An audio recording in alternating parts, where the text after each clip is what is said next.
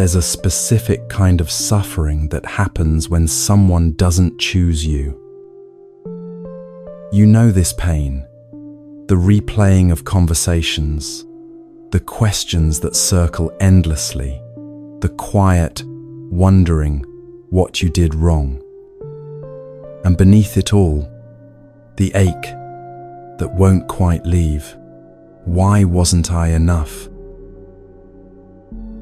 Here's what most people miss.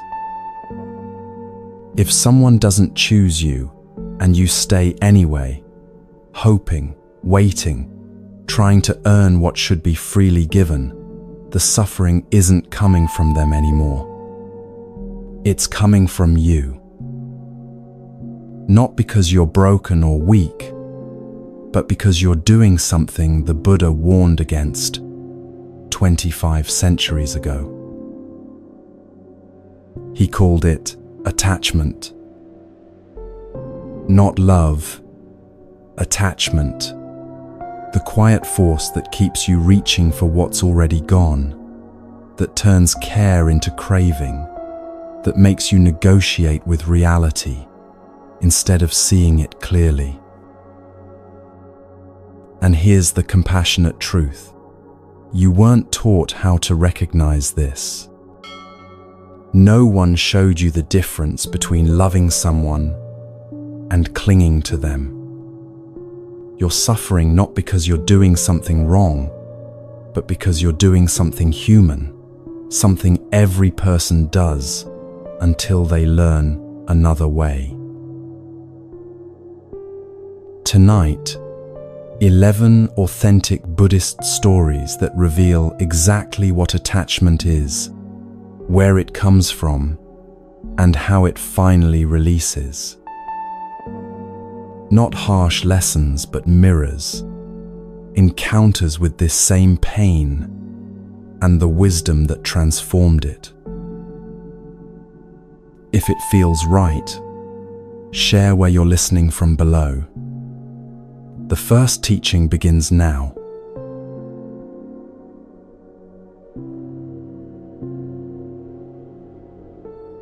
When someone doesn't choose you, your mind does something automatic. It starts searching. You replay the last conversation, looking for the moment things shifted.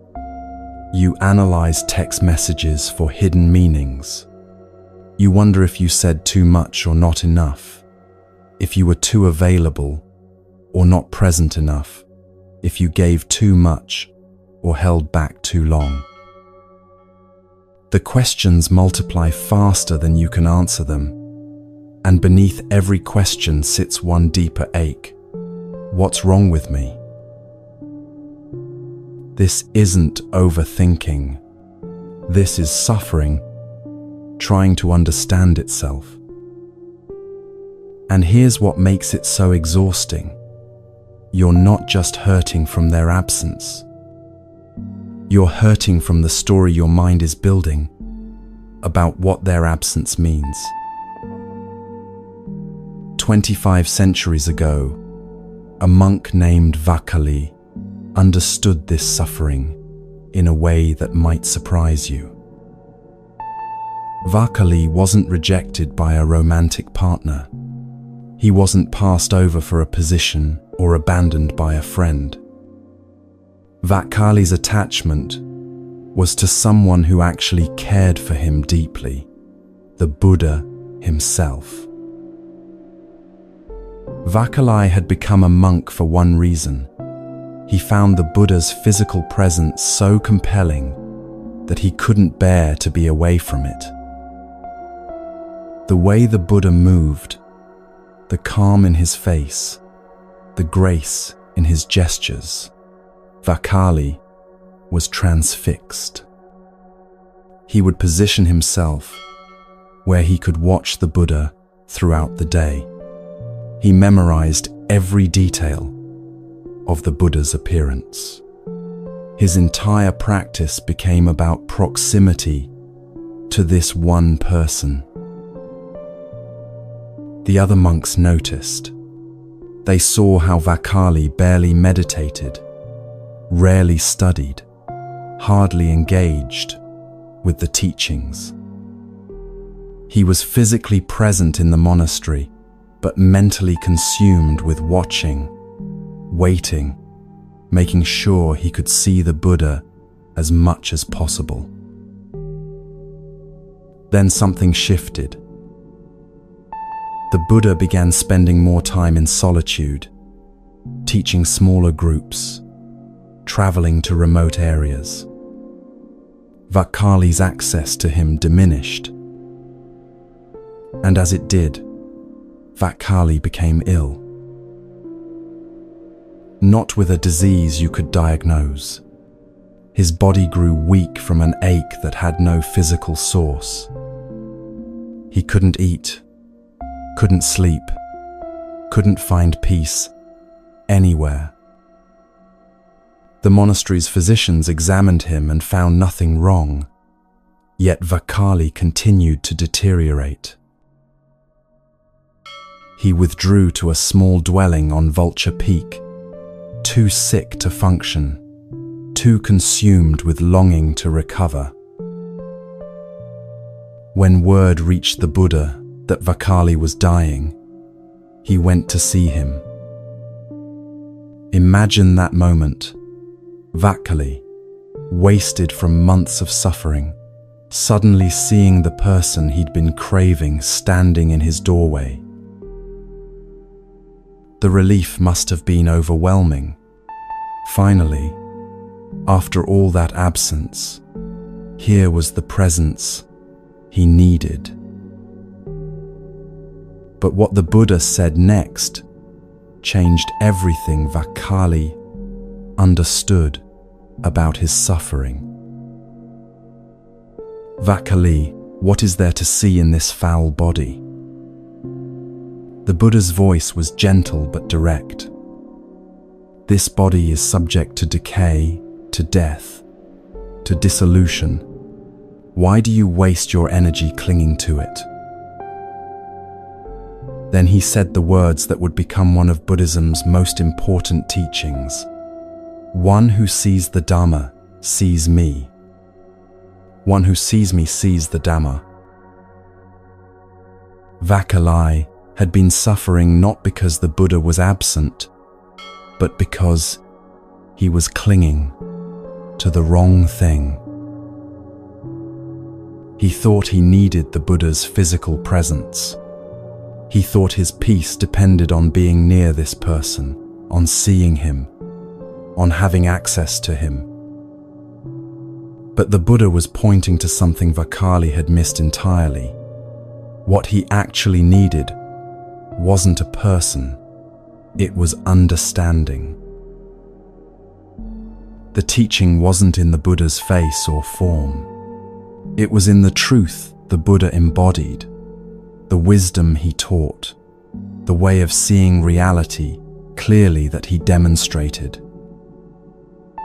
All of that was available to Vakali, whether the Buddha was physically present or not. But Vakali had made the Buddha into something he needed in order to be okay. And that need, that insistence that his well-being depended on someone else's proximity, was creating his suffering. This is where the Buddha's teaching on dukkha becomes painfully clear. Dukkha is the Pali word, usually translated as suffering, but it means something more specific than just pain. It's the friction that arises when you insist reality be different from what it is. When someone doesn't choose you, there's pain. That's natural. Loss hurts. Rejection stings. Loneliness aches.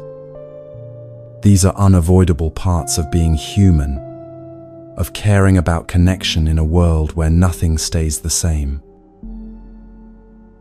But suffering, dukkha, is what happens when you take that natural pain and add insistence to it. You insist they should have chosen you. You insist the connection should have lasted. You insist that their absence means something terrible about your worth. You insist that you can't be okay without them, that your peace depends on them returning, that life won't make sense until they see your value. Every insistence creates friction. Every should rubs against what is. And that friction, that constant mental argument with reality, is where suffering multiplies far beyond the original pain. Vakali's body was healthy. The Buddha still existed in the world. The teachings were still available. But Vakali had convinced himself that none of that mattered if he couldn't have the Buddha in the specific way he wanted. The suffering wasn't coming from the Buddha's absence. It was coming from Vakali's relationship to that absence. This is the part most people miss when they're not chosen. You think the pain is about them, their decision, their absence, their apparent indifference. And yes, there's real pain in not being chosen. That pain is valid. It's human. It matters. But the suffering that keeps you up at night, that makes you check your phone compulsively, that has you rehearsing conversations and analyzing every interaction that's not coming from them anymore. That's coming from what your mind is doing with their absence. Your mind is doing what Vakali's mind did. It's taking a person and turning them into a condition for your peace. It's insisting that you can't be okay without them choosing you. It's making their decision into a verdict about your worth, rather than information about compatibility, timing, or their own capacity. The Buddha told Vakali something crucial. This body is subject to decay, to death, to dissolution. He wasn't being morbid. He was pointing to impermanence, the truth that everything changes, including people, including feelings, including circumstances. When you make your peace dependent on something impermanent, someone's feelings, someone's choice, someone's presence, you're building on unstable ground. Not because the person is bad, or because caring is wrong, but because impermanence is the nature of all conditioned things. People change their minds, feelings shift, circumstances evolve.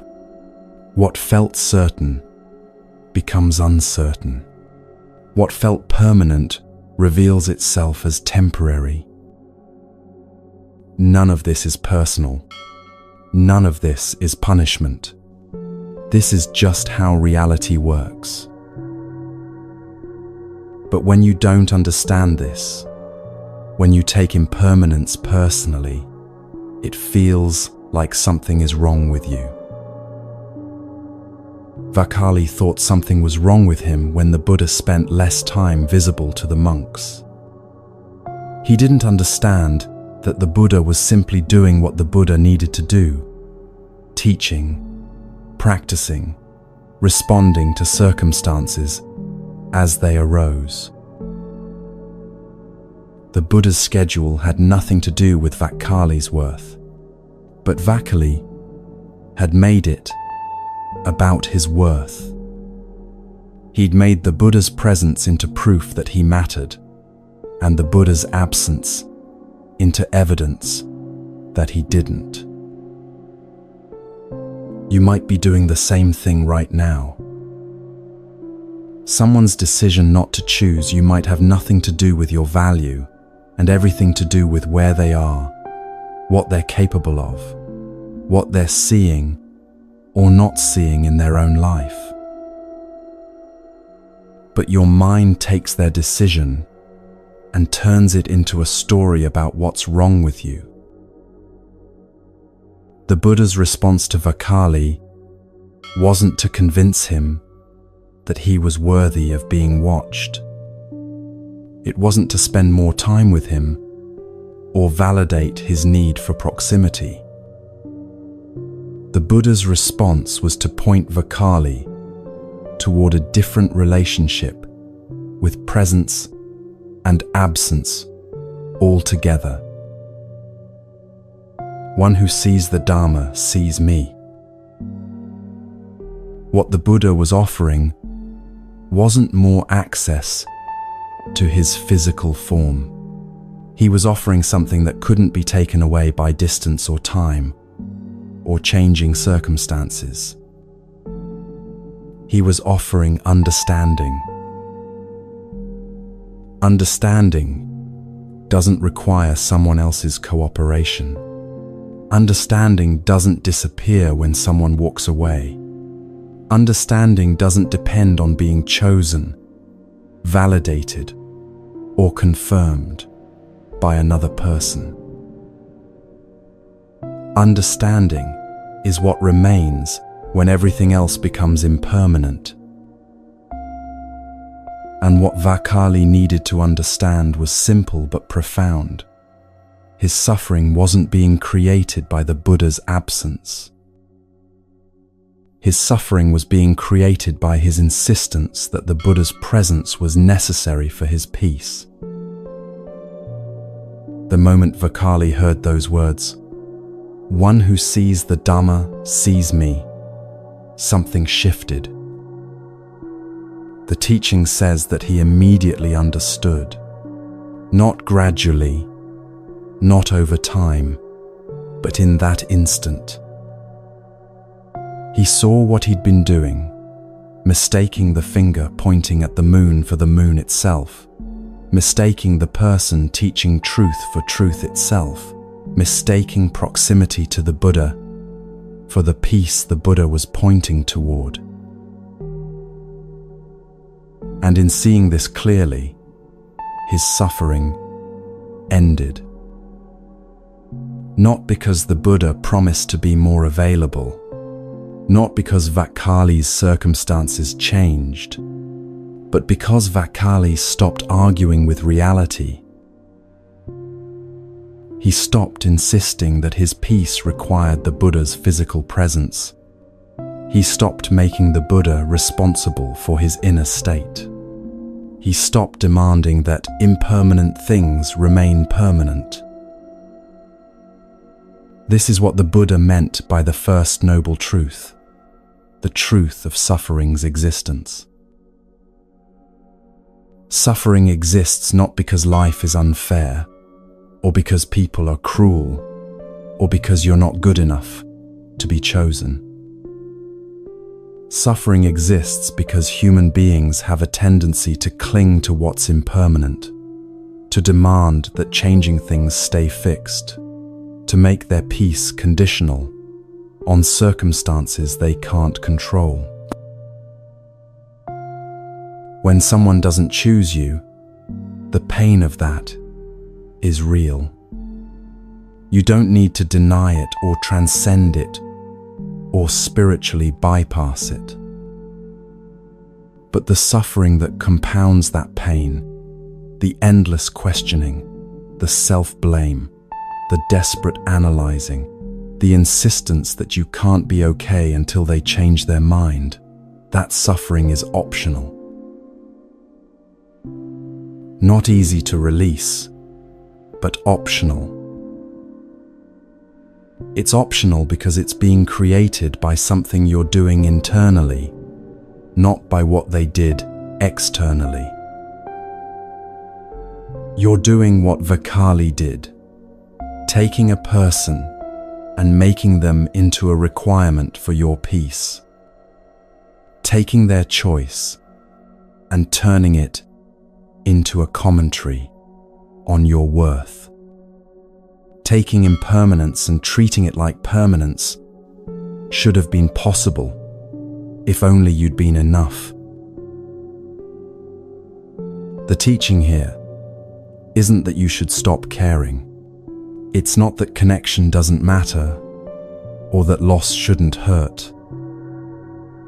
The teaching is that suffering intensifies when you mistake a person for your peace, when you confuse being chosen with being whole, when you make someone else responsible for your relationship with yourself.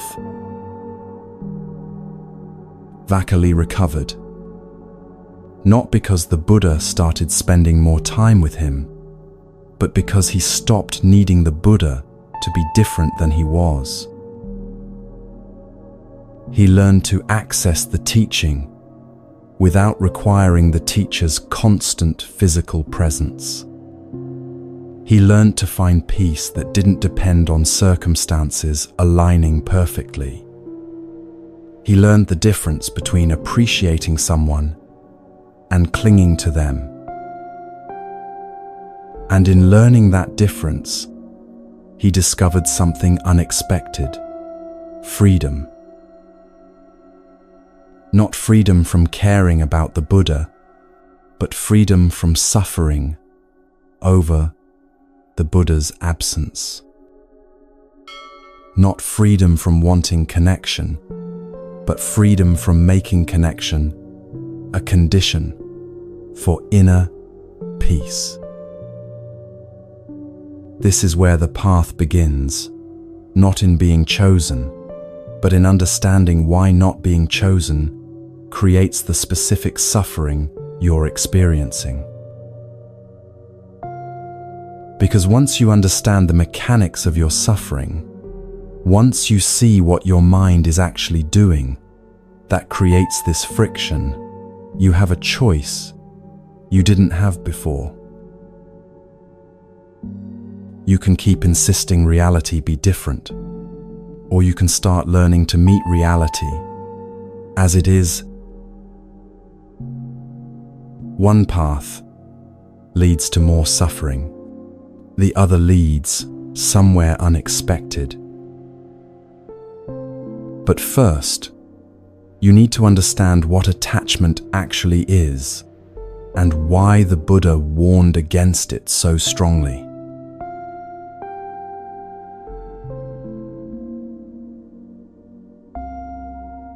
Most people think attachment is love taken to an extreme.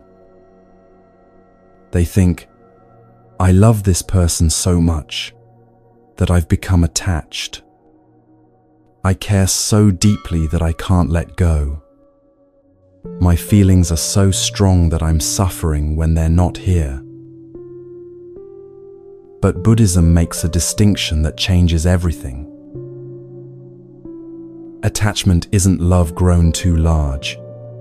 Attachment is something else entirely. Something that often disguises itself as love, but operates by completely different principles.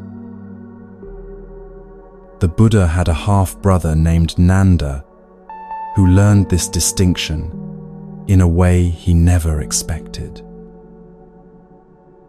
Nanda was engaged to be married to a woman named Janapada Kalyani, who was considered the most beautiful woman in the region. Nanda was deeply in love with her, or so he thought. When the Buddha returned to his home kingdom after his enlightenment, Nanda felt pulled to become a monk. Not from genuine spiritual calling, but from family pressure and social expectation. The Buddha was his half-brother, after all, and there was honor in following him. So Nanda ordained. He put on the robes, shaved his head, joined the monastery, and immediately became miserable. While the other monks meditated Nanda stared into space, thinking about Janapada Kalyani. While they studied the teachings, he replayed memories of her voice, her smile, the way she moved.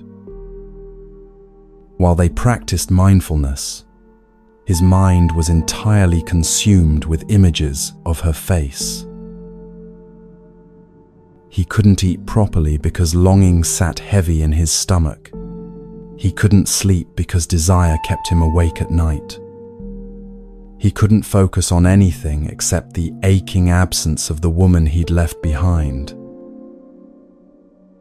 The other monks noticed. They saw him performing his duties mechanically, while his mind was clearly elsewhere. They heard him sigh at random moments throughout the day.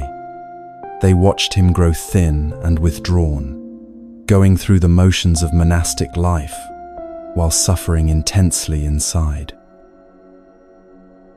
One day, Nanda made a decision. He would leave the monastery and return to her. The teachings didn't matter if he couldn't have her. Enlightenment meant nothing compared to being with her again. He'd tried the spiritual path and found it empty because it didn't contain the one thing he needed, her presence. He was packing his belongings when the Buddha appeared at his door.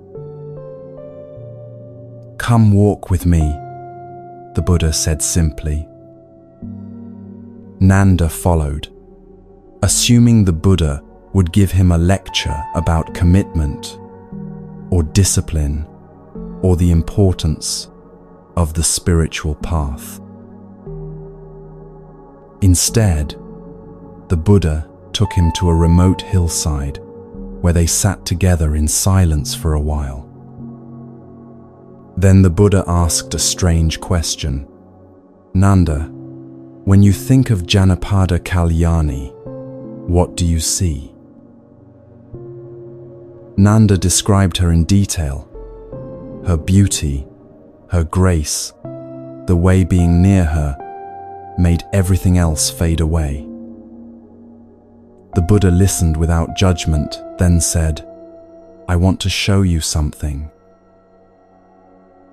What happened next, the ancient texts tell us, was extraordinary. The Buddha used his meditative powers to give Nanda a vision of the celestial realms where beings called Devas lived. And in these realms, Nanda saw celestial nymphs, beings of such stunning beauty that Janapada Kalyani, by comparison, looked like a burned old monkey next to a young woman. The vision was so vivid, so overwhelming, that Nanda's entire orientation shifted instantly. Suddenly, his obsession with Janapada Kalyani seemed absurd. How could he have been so consumed with longing for her when beings of such incomparable beauty existed? His craving didn't disappear. It simply transferred to a new object. If you practice diligently, the Buddha told him, you can be reborn among these celestial beings and have 500 of these nymphs as your companions. Nanda was elated. He threw himself into practice with intense energy, but for entirely the wrong reason. He wasn't seeking understanding or liberation. He was seeking celestial nymphs. His craving had simply found a new, supposedly superior target. The other monks noticed the change in his effort and asked what had motivated him. When Nanda admitted he was practicing to gain access to celestial nymphs, they mocked him mercilessly. They called him a prostitute's wage worker, someone practicing the Dharma for the sake of sensual pleasure. Nanda was humiliated, but more than that, something in their mockery cracked open a question he hadn't been willing to ask himself. What was he actually doing? He'd been suffering over Janapada Kalyani, convinced that his peace depended on being with her. Then, shown something more beautiful, he'd immediately abandoned that craving for a new one. And now he was suffering again, this time from shame and from longing for beings he'd never even meet. The object kept changing, but the suffering remained constant. The Buddha, seeing that Nanda was finally ready, showed him one more vision. This time, not celestial realms, but hell realms. And in these realms of suffering, Nanda saw a massive cauldron being prepared. When he asked what it was for, the beings there told him, "This is being prepared for the monk, Nanda, the Buddha's brother, who is practicing to gain celestial nymphs. When his merit runs out and he falls from the celestial realm, he will be cooked here for eons." The terror was visceral and immediate. But beneath the fear was something more important, a sudden, clear seeing. Nanda finally understood what the Buddha had been trying to show him all along. The problem wasn't Janapada Kalyani. The problem wasn't the celestial nymphs. The problem wasn't even the hell realms threatening him. The problem was craving itself. Tanha, in Pali, the relentless thirst that kept demanding reality be different, that kept insisting happiness lived somewhere other than here, that kept making peace conditional on obtaining or avoiding something.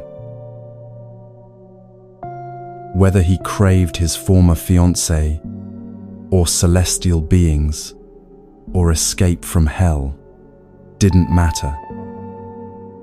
Craving, in any form, created the same result: suffering. This is what the Buddha meant when he taught the second noble truth. The origin of suffering is craving. Not desire itself, but a specific kind of desire, the kind that says, "I cannot be at peace without this," or "I cannot tolerate that." Craving has three forms, the Buddha taught. There's craving for sensual pleasure, the kind Nanda felt for Janapada Kalyani, and then for the celestial nymphs. There's craving for existence, the desperate need to be someone, to matter, to be seen and chosen and validated. And there's craving for non-existence, the wish to escape, to disappear, to not have to feel what you're feeling. All three operate the same way. They turn your peace into a transaction. They say, you can only be okay if you get this thing, or if you become this person, or if this situation finally ends. And because reality is impermanent and uncontrollable, that transaction sets you up for endless suffering. When someone doesn't choose you, craving disguises itself as reasonable thinking. It sounds like, of course, I'm suffering. They didn't choose me. Anyone would feel this way. This is a natural response to loss. And yes, pain is natural. Disappointment is human. Sadness is a valid response to not getting what you wanted. But craving adds something extra. It adds the insistence that you cannot possibly be okay without being chosen. It adds the conviction that your worth is determined by their decision. It adds the belief that peace is impossible until they change their mind, or until you find someone else, or until enough time passes that you finally stop caring. Craving takes a moment of pain and turns it into an identity. You become the person who wasn't chosen instead of a person experiencing the pain of not being chosen right now. You make their decision into evidence about your fundamental value instead of information about this particular situation at this particular time. And once you've done that, you're trapped. Because now you're not just dealing with the original pain, you're dealing with all the mental proliferation that craving creates. The endless analysis, the self-blame, the comparison to others who were chosen, the desperate strategizing about how to become more acceptable, the bitter narrative about how you always end up in this position. This is what Nanda finally saw. His suffering over Janapada Kalyani wasn't because she was uniquely special, or because their connection was so profound that living without it was impossible. His suffering was because he'd made his peace conditional on having her, and when that condition couldn't be met, his mind created elaborate justifications for why he should continue suffering. When the Buddha showed him the celestial nymphs, Nanda's craving immediately transferred. He didn't need time to process or grieve or work through his feelings for Janapada Kalyani. The moment a more attractive option appeared, his supposed deep love vanished and reformed around a new object. This revealed something crucial. His attachment wasn't about Janapada Kalyani at all. It was about the craving itself, looking for somewhere to land. And craving is never satisfied. Even if Nanda had married Janapada Kalyani, the craving wouldn't have ended.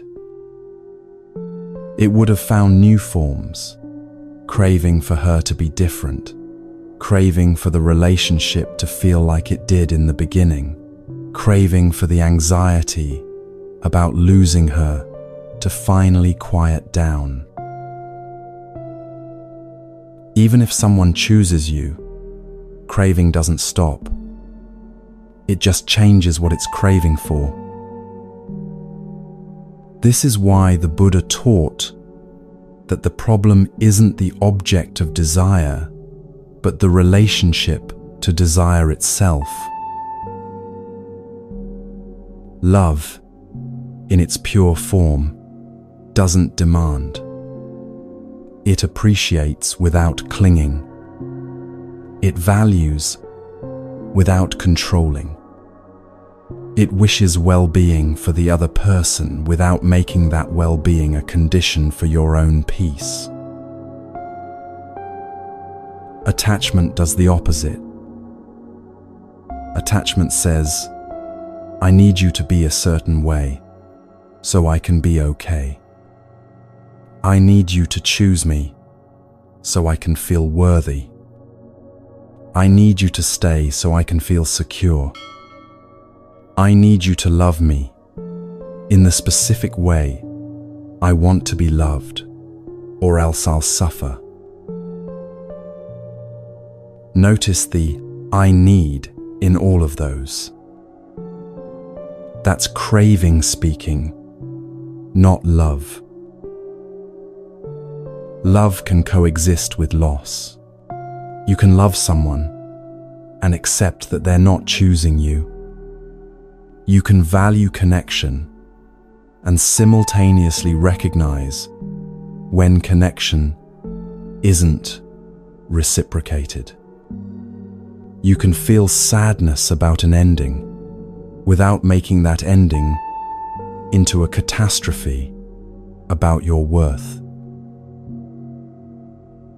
But craving can't coexist with anything except getting what it wants. Craving is all or nothing, black or white, now or never.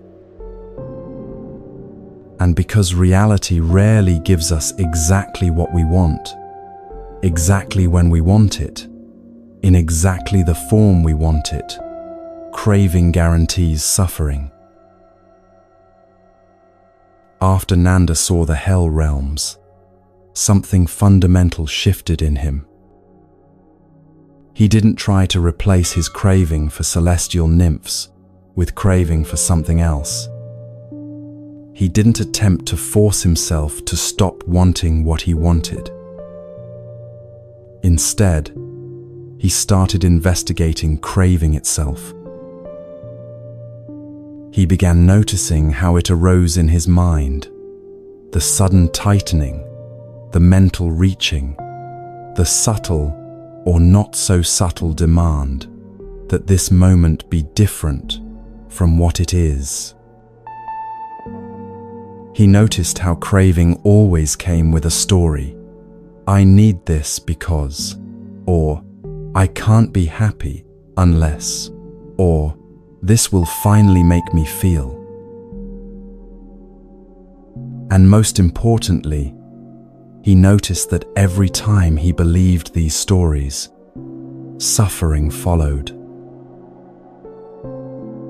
Not sometimes, not occasionally, but every single time.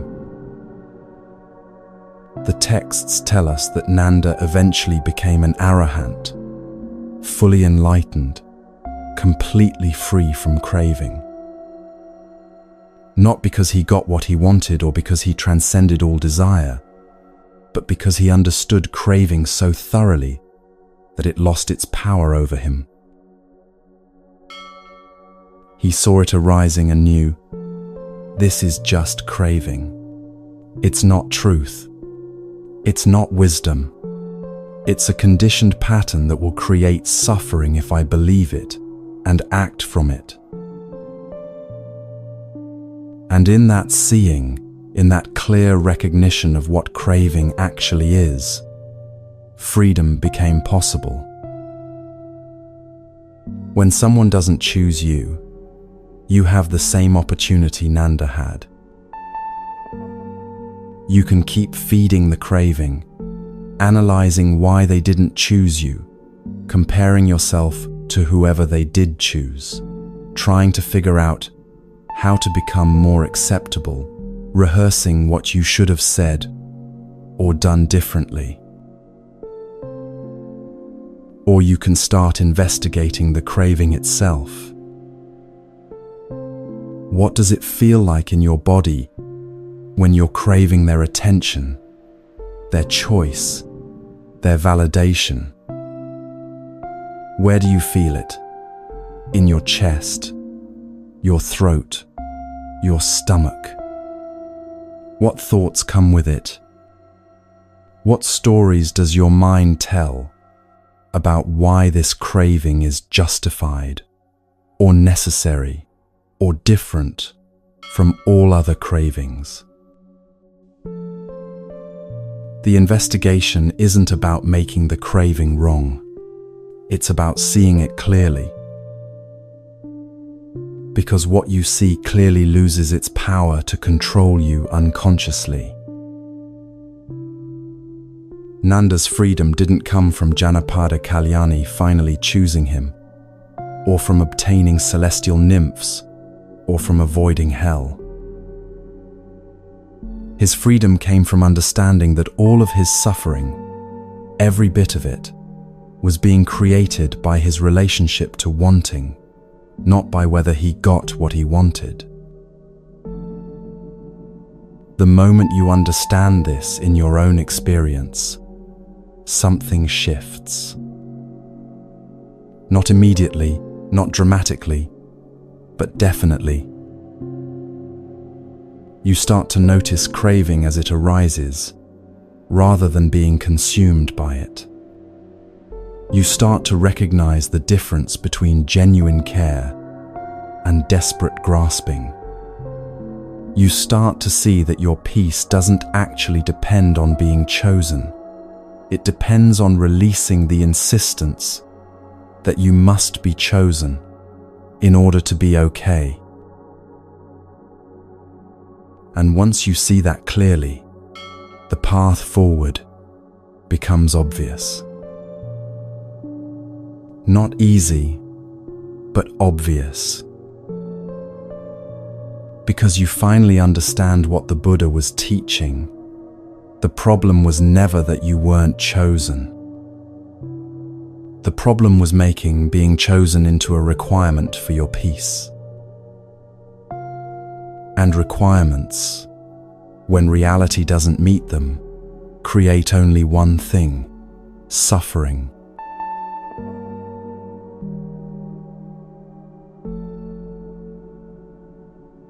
Shortly after his enlightenment, the Buddha was traveling with a group of former fire worshippers who had become his students. These were people who had spent years conducting elaborate rituals around fire, believing that properly tending flames would bring blessings and prevent misfortune. They understood fire intimately, how it starts, what feeds it, how it spreads, how it consumes.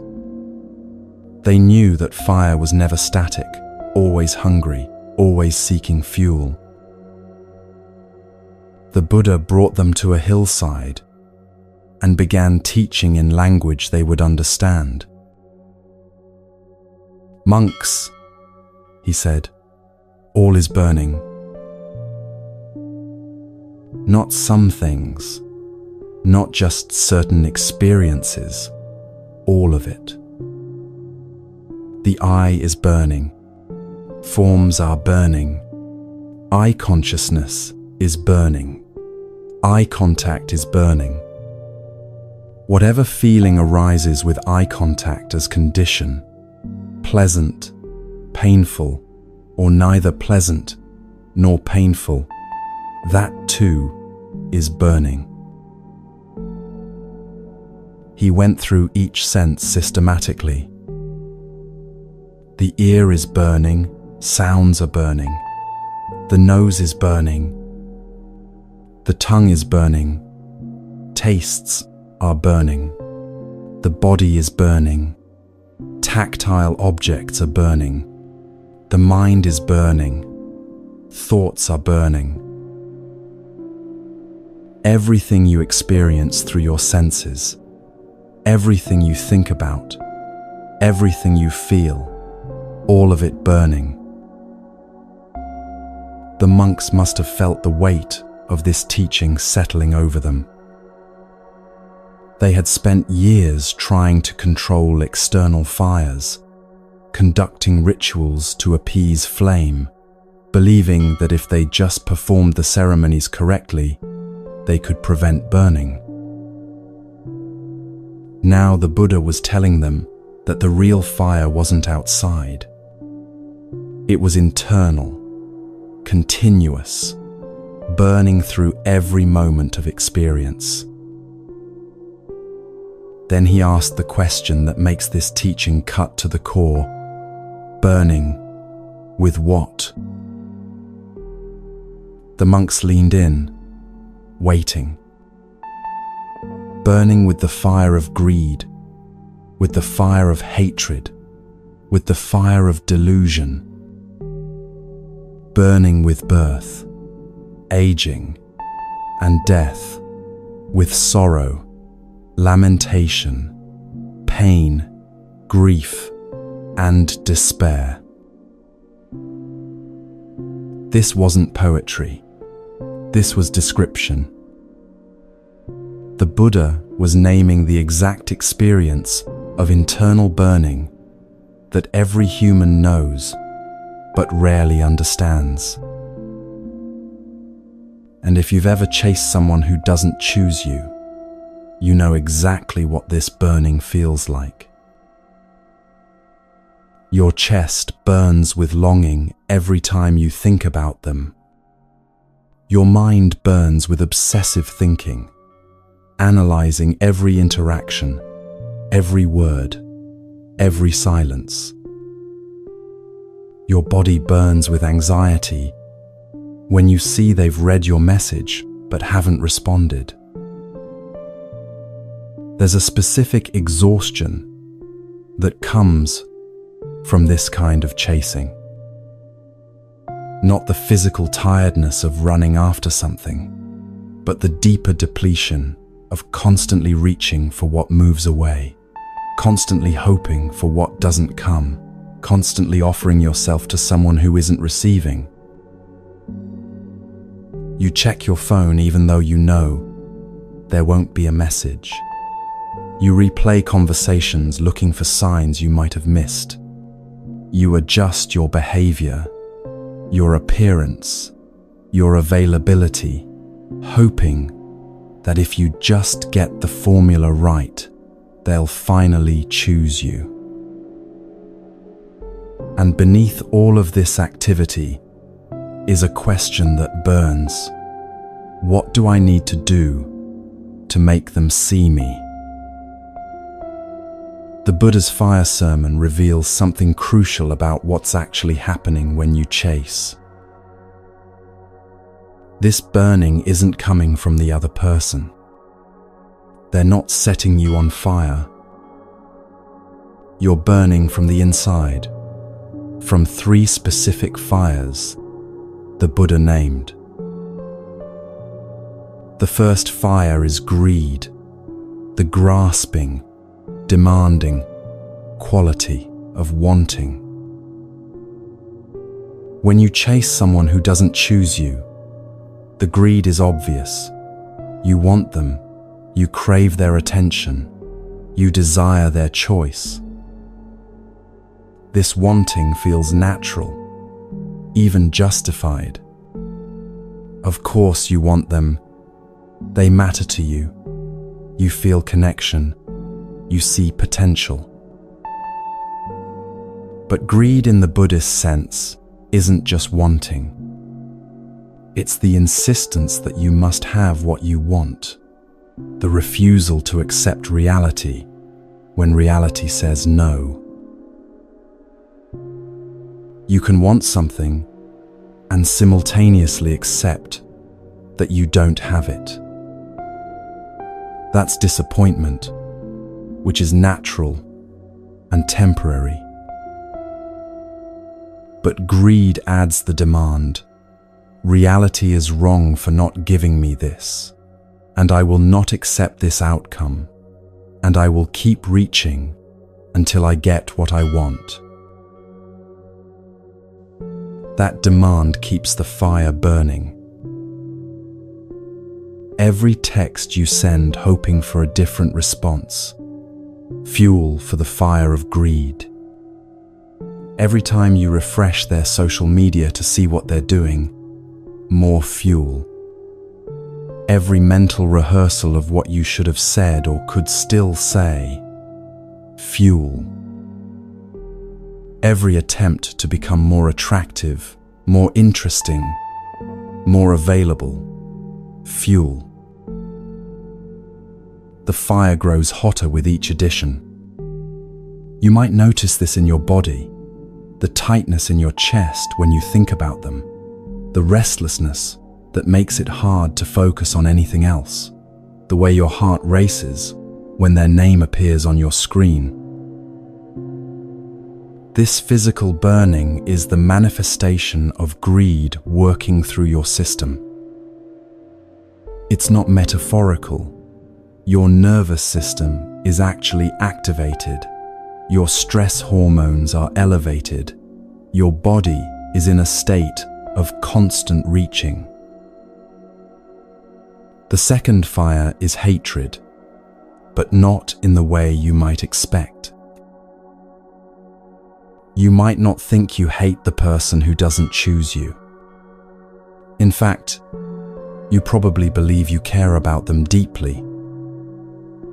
But hatred in Buddhist terms isn't just anger or rage. It's aversion, the pushing away of what is. When you chase someone who doesn't choose you, you're in a constant state of aversion to reality. You're rejecting what's actually happening and insisting it should be different.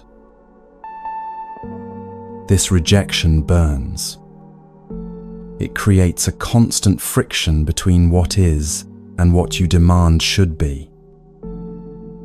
And that friction, that refusal to accept reality as it presents itself, feeds the fire continuously.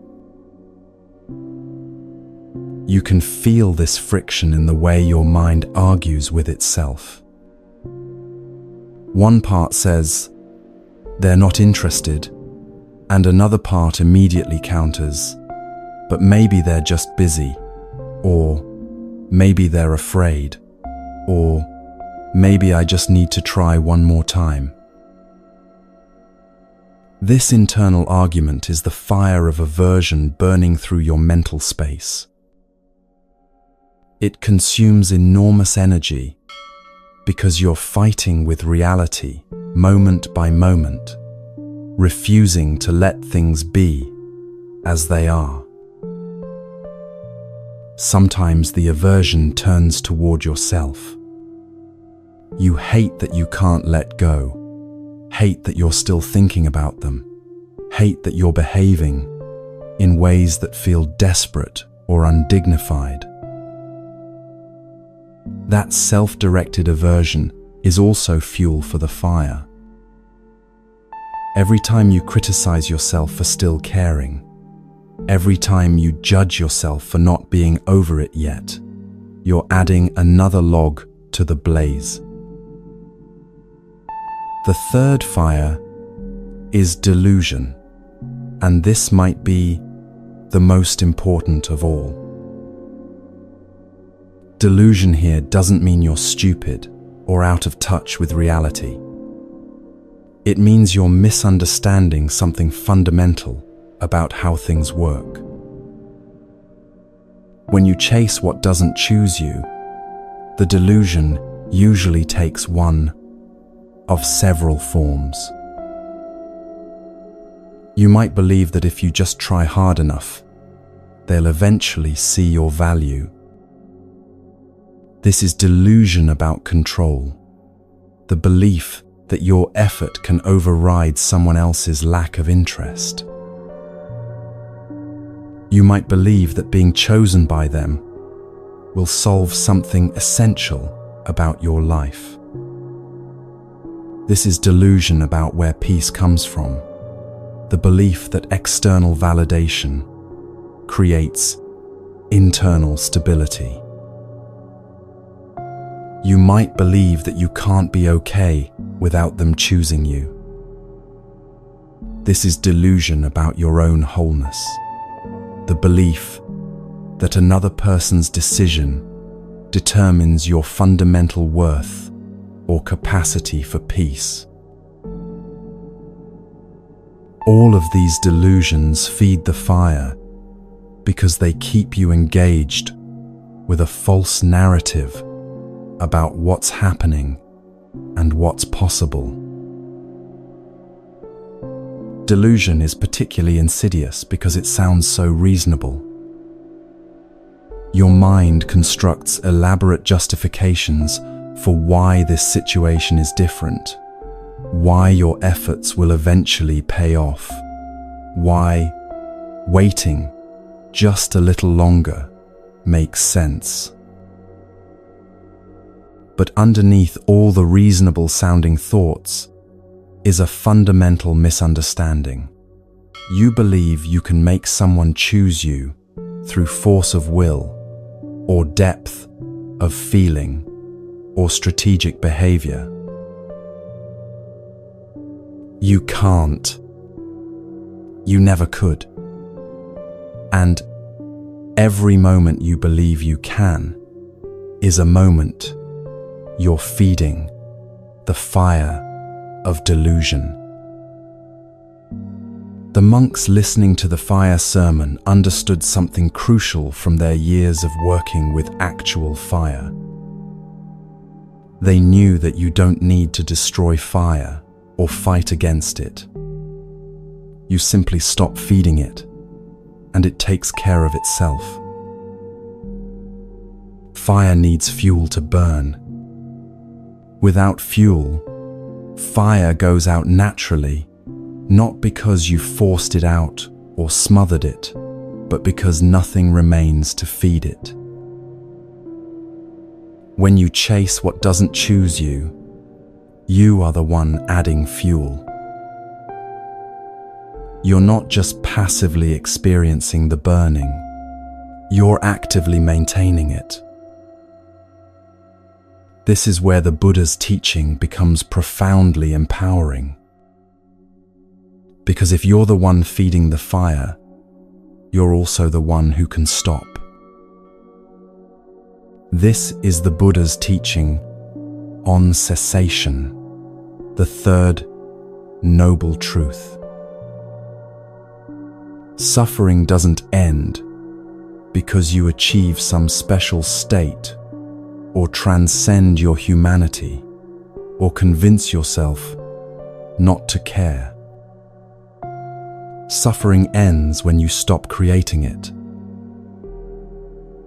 And you stop creating it by stopping the craving and grasping that fuel it. The Buddha's teaching on fire is radical because it shows you where your power actually is. You can't control whether someone chooses you. You can't force interest where it doesn't exist. You can't make someone see you the way you want to be seen. But you can stop adding fuel to the fire that's burning you. This doesn't mean you force yourself to stop caring. It doesn't mean you suppress your feelings or pretend you're fine when you're not. It means you stop the specific actions, internal and external, that keep the fire raging. You stop checking if they've responded when you know they haven't. You stop analyzing what went wrong, as if analysis will change the outcome. You stop offering more of yourself, hoping they'll finally receive it. You stop telling yourself stories about how this will eventually work out if you just wait long enough. Each of these is a log you're throwing on the fire. When you stop throwing logs, the fire doesn't immediately go out. There's still heat, still burning, still pain. But without new fuel, the fire begins to consume what remains and naturally diminishes. Think about what happens when you actually stop checking your phone every 5 minutes. At first, the urge to check intensifies. This is the fire burning through the fuel that's already there. But if you don't add new fuel by giving in to the urge, the intensity gradually decreases. The same happens with replaying conversations or imagining scenarios where they change their mind. When you catch yourself doing it and simply stop, not by force, but by recognition, the activity naturally winds down. And here's the compassionate truth in this teaching. You're not burning because something is wrong with you. You're burning because you're human, and you were never taught how to relate to wanting without turning it into fuel. Nobody showed you the difference between appreciating someone and grasping for them. Nobody explained that you could feel disappointed without making disappointment into an identity. Nobody taught you that your peace doesn't actually depend on being chosen, even though it feels like it does. So you keep adding fuel, because that's what humans do when they don't understand the mechanics of their own suffering. The fire sermon ends with a simple instruction. When you see clearly that everything is burning with greed, hatred, and delusion, you become disenchanted with the senses, disenchanted with contact, disenchanted with feeling, disenchanted with craving. Disenchantment doesn't mean you become cynical or cold. It means you stop being enchanted by the fantasy that chasing will eventually lead to catching, that craving will eventually lead to satisfaction, that burning will eventually lead to peace. You see clearly, this doesn't work. This has never worked. This will never work. And in that clear seeing, something natural happens. Your hand stops reaching for the logs, not because someone forced it to stop, but because you finally understand that throwing logs on a fire makes it burn more, not less. When you stop chasing what doesn't choose you, the fire doesn't go out immediately. The burning continues for a while because there's still fuel that was already added. But you're no longer actively maintaining it. You're no longer checking your phone compulsively. You're no longer replaying conversations, looking for what you missed. You're no longer trying to become whoever you think they want you to be. You're simply letting the fire burn through what remains without adding more. And eventually, not immediately, but eventually, the fire goes out on its own. Not because you forced it out, or because you transcended your humanity, or because you finally stopped caring. It goes out because fire, without fuel, cannot sustain itself. This is the teaching. You don't have to extinguish the fire of suffering. You simply have to stop feeding it. Stop feeding the greed by releasing the demand that they choose you. Stop feeding the hatred by accepting reality as it is. Stop feeding the delusion by seeing clearly that your worth doesn't depend on their decision. And when you stop feeding these fires, when you finally let your hands rest instead of constantly reaching, something unexpected becomes possible. Not immediate peace, not instant relief, but the beginning of cessation. The burning starts to quiet, The exhaustion starts to lift. The obsessive thinking starts to slow. Not because anything external changed, but because you stopped maintaining the internal conditions that created the burning in the first place. The Buddha ended the fire sermon by saying that when you see this clearly, you become dispassionate, and through dispassion, you are liberated. Liberation isn't a distant spiritual state.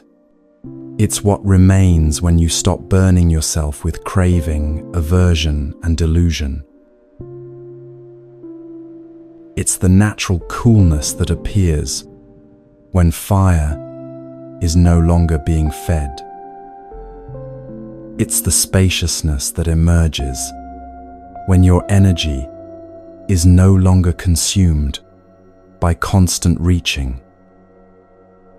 It's the clarity that becomes possible when smoke clears and you can finally see what's actually in front of you.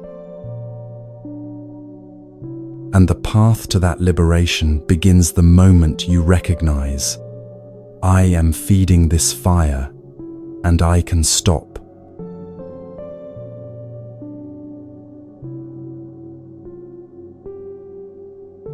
The Buddha once told a story about a time in a previous life when he was a crow. One day, this crow found a piece of meat, not a large piece, but substantial enough to matter. The crow picked it up in its beak and flew away, pleased with its discovery. But an eagle had been watching. The eagle began chasing the crow, diving and attacking, trying to steal the meat. The crow flew as fast as it could, clutching the meat tightly in its beak, refusing to let go of what it had found. The eagle pursued relentlessly.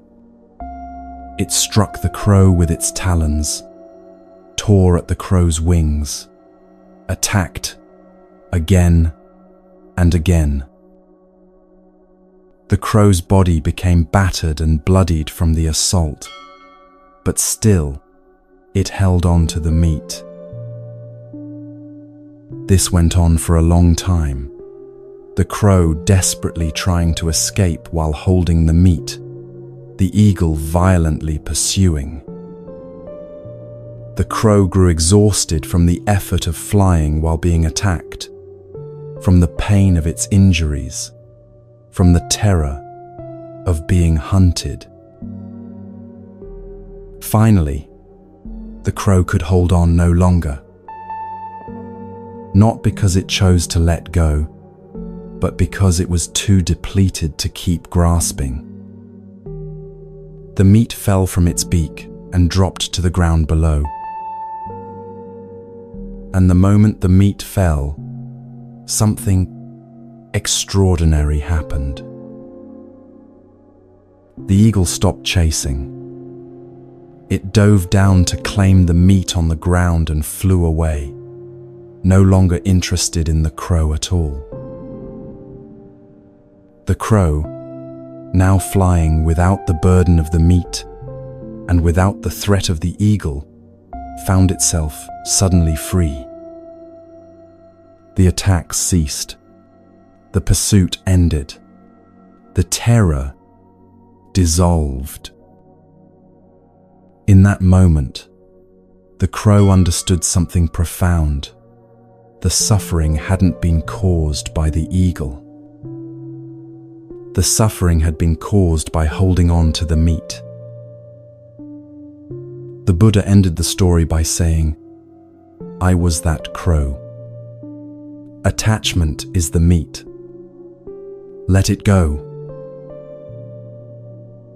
This story reveals something essential about what happens when someone doesn't choose you and you can't let go. You become like the crow, clutching tightly to something, not meat, but the idea of them, the hope of them choosing you, the fantasy of how things could be if only they would see your value. And as you hold on, you're being attacked. Not by an eagle, but by your own suffering, the obsessive thinking that won't stop, the anxiety that keeps you tense, the replaying of conversations that never brings clarity, the constant checking for messages that don't arrive. The tighter you grip, the more violent the assault becomes. But you keep holding on because you believe that letting go means losing something important. You believe that if you just hold on long enough, somehow the suffering will stop and you'll get to keep what you're clutching. What the crow discovered is what the Buddha taught repeatedly. The suffering doesn't stop until you release what you're grasping.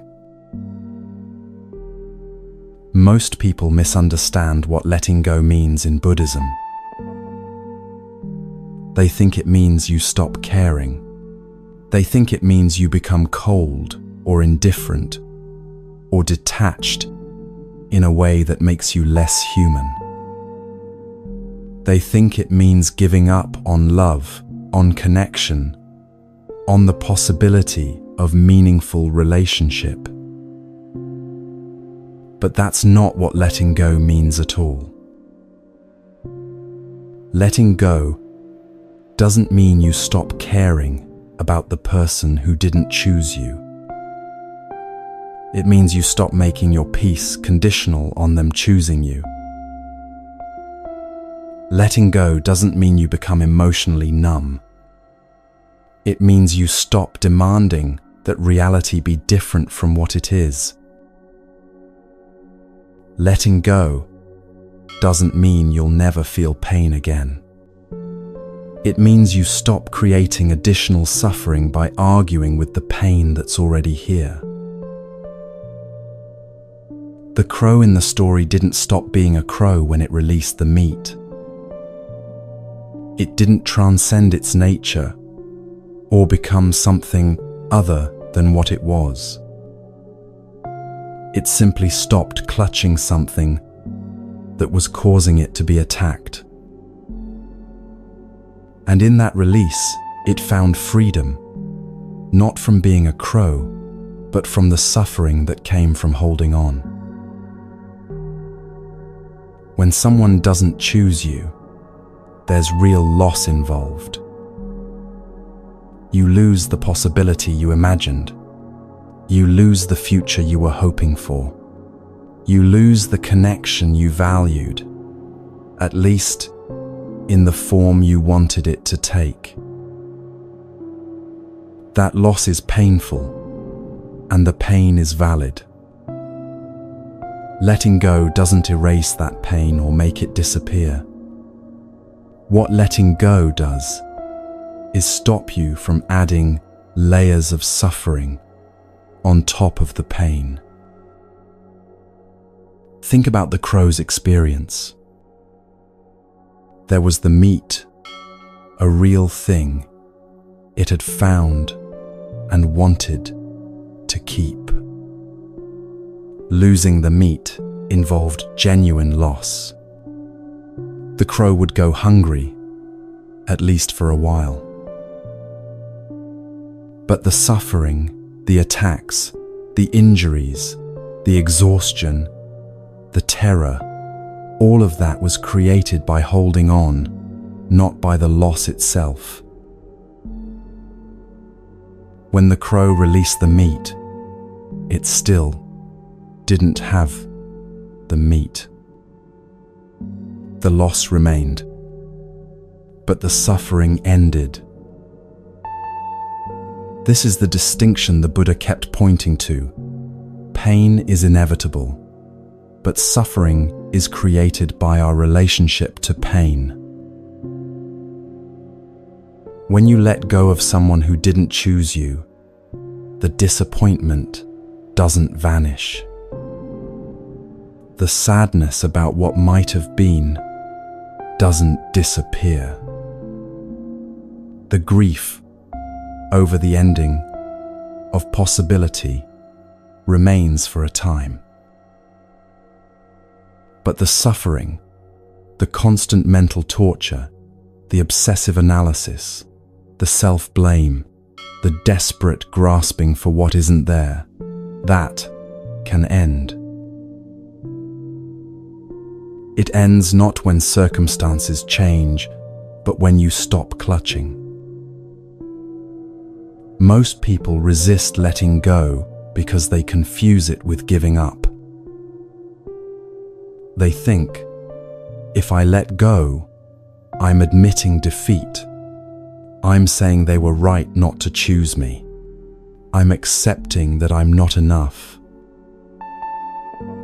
But letting go has nothing to do with your worth. The crow's worth as a crow wasn't determined by whether it kept the meat. The crow was still a crow, still capable of flight, still able to search for food, still fundamentally whole, regardless of whether it held on to that particular piece of meat. Your worth as a person isn't determined by whether someone chooses you. You're still whole, still capable of connection, still fundamentally valuable, regardless of this person's decision. Letting go is simply the recognition that holding on is causing suffering without changing the outcome. The meat had already fallen to the ground in the sense that this person has already not chosen you. The reality has already happened. Holding on doesn't change what already is. It only prolongs the attack. There's also a deep fear that if you let go, you'll lose your connection to love itself. People worry. If I stop hoping for them, if I release my attachment to them choosing me, will I become someone who can't love? Will I close my heart? Will I miss out on love in the future because I've become too guarded? Buddhism teaches the opposite. Attachment closes your heart. Letting go opens it. When you're attached, when you're like the crow desperately clutching the meat while being attacked, your entire world narrows to that one thing. You can't see anything else. You can't receive anything else. You can't experience anything else fully, because all your energy is consumed by holding on and protecting yourself from the attack that holding on creates. The moment the crow released the meat, its world opened up again. It could fly freely. It could see the sky, feel the wind, notice other possibilities for food. It could return to being a crow living in the world, instead of a crow trapped in desperate clutching. When you let go of someone who didn't choose you, something similar happens. Your attention, which has been completely consumed by one person and one outcome, begins to expand again. You start noticing your own life, the friendships you've been neglecting, the activities that used to bring you joy, the moments of beauty that have been happening around you while you were trapped in obsessive thinking.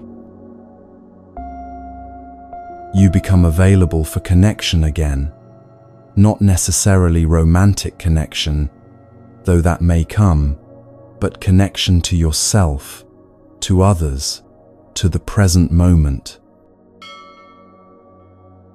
The Buddha taught that clinging and grasping create a contracted state. When you clench your fist tightly around something, your whole body tenses. When you clench your mind around an outcome, your entire being contracts. Letting go is release of that contraction. It's not that you stop caring. Caring can remain. It's not that you stop feeling. Feelings can still arise and pass. But you're no longer contracted around demanding that reality be different from what it is. There's a practice in Buddhism called non-clinging, and it's different from detachment in the way most people understand detachment.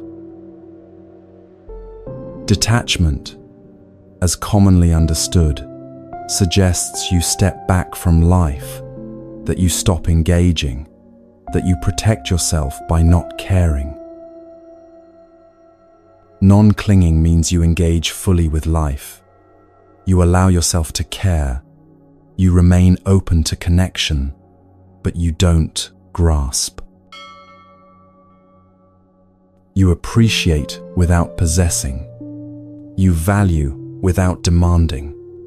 You care without making your peace conditional on specific outcomes. Think again of the crow.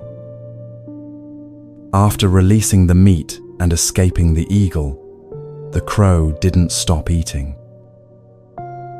It didn't decide that searching for food was too risky, or that wanting nourishment was the problem. The crow continued being a crow, continued seeking food when hungry, continued engaging with life. But it learned something about the difference between finding food and being attacked for food, between nourishment and desperate clinging that invites assault. When you let go of someone who didn't choose you, you're not deciding never to want connection again. You're not protecting yourself by shutting down. You're learning the difference between appreciating connection and being attacked by your own desperate grasping for it. The practice of letting go involves several movements, and they don't all happen at once. The first movement is recognition. You begin to see that you're like the crow. You're being attacked. You're suffering, and the suffering is connected to what you're clutching. This recognition often comes as exhaustion. You realize you can't keep doing this. You can't keep checking your phone obsessively. You can't keep replaying the same scenarios in your mind. You can't keep offering yourself to someone who isn't receiving you. The exhaustion itself is information. It's your system saying, "This isn't sustainable. This is depleting you. Something needs to change." The second movement is willingness. You become willing to consider that holding on might be optional. You become willing to entertain the possibility that you could survive without them choosing you. You become willing to examine what you're actually clutching and whether clutching it serves you. Willingness doesn't mean you know how to let go yet. It just means you're no longer insisting that holding on is the only option. The third movement is the actual release. For the crow, this happened through exhaustion. It literally could no longer hold on. For humans, release can happen different ways. Sometimes it happens through a conscious decision. I am choosing to stop feeding this, to stop checking, to stop offering what isn't wanted. Sometimes it happens through understanding. You see so clearly that holding on creates suffering that your hand naturally opens, not through force, but through wisdom. Sometimes it happens through simple passage of time.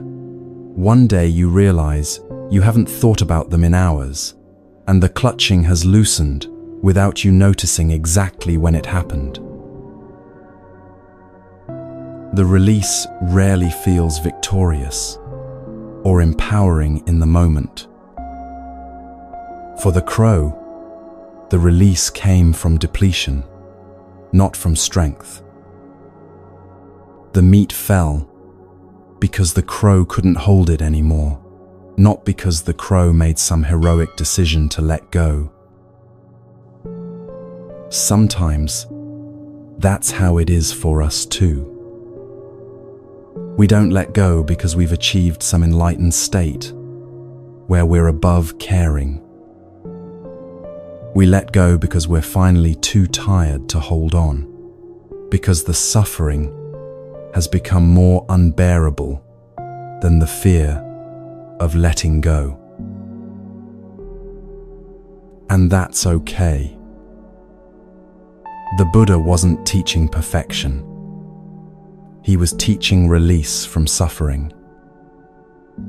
However, the release happens through strength or through exhaustion, through wisdom or through depletion. The result is the same: freedom from the attack that holding on creates. After the release comes the fourth movement, the discovery of what remains. The crow discovered it could fly freely once the meat was gone and the eagle had departed. It discovered that being without the meat was actually preferable to being with the meat and being attacked for it. When you let go of someone who didn't choose you, you make a similar discovery. You discover that you're still here. You still exist without them choosing you. Your life continues. Your breath continues. Your capacity for joy hasn't disappeared just because this one connection didn't work out the way you hoped. You discover that the hole you thought would consume you is actually just space. Uncomfortable space sometimes, sad space sometimes, but just space nonetheless. And space, you learn, is where new things can enter. When your hands are clenched tightly around something, they can't receive anything else.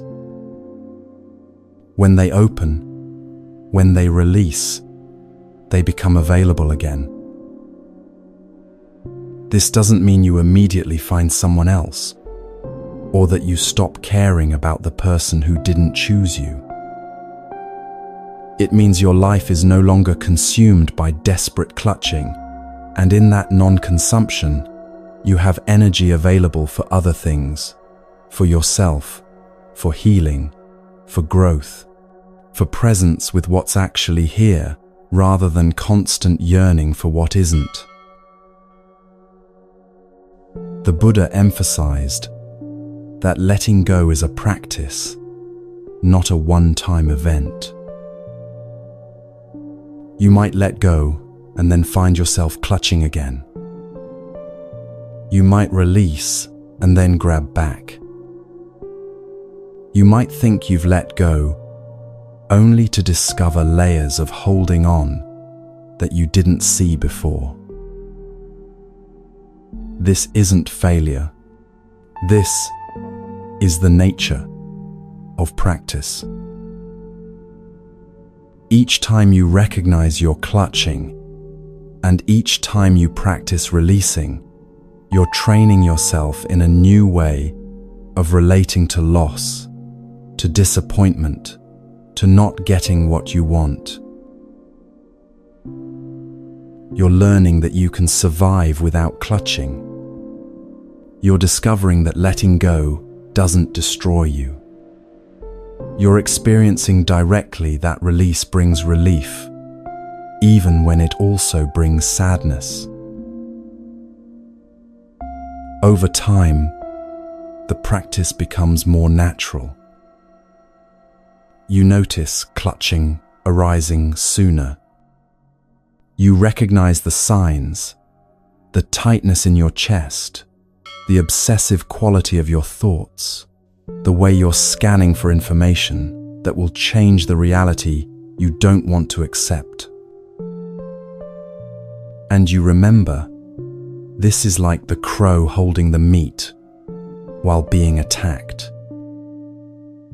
Holding on doesn't make the meat mine. It just means I keep getting hurt. The Buddha's teaching on letting go isn't about transcending human feeling or becoming invulnerable to pain. It's about understanding the mechanics of suffering clearly enough that you stop creating unnecessary suffering on top of inevitable pain. The crow didn't stop being a creature that needs food.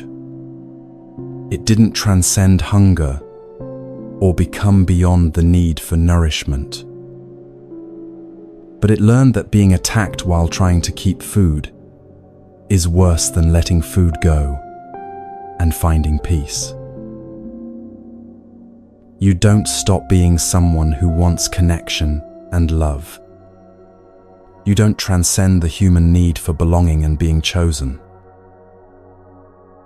But you learn that being attacked by your own desperate grasping is worse than letting go and finding peace. And once you learn this, once you experience directly, that release brings relief even when it brings loss. You have a choice you didn't have before. You can continue clutching and being attacked. The meat might be gone either way, but only one of those options ends the suffering. And that ending, that release from being attacked by your own attachment, is what the Buddha meant by liberation. Not liberation from feeling, not liberation from caring, not liberation from being human. Liberation from suffering. Liberation from the attack that comes from desperate clutching. Liberation that arrives the moment you finally let go.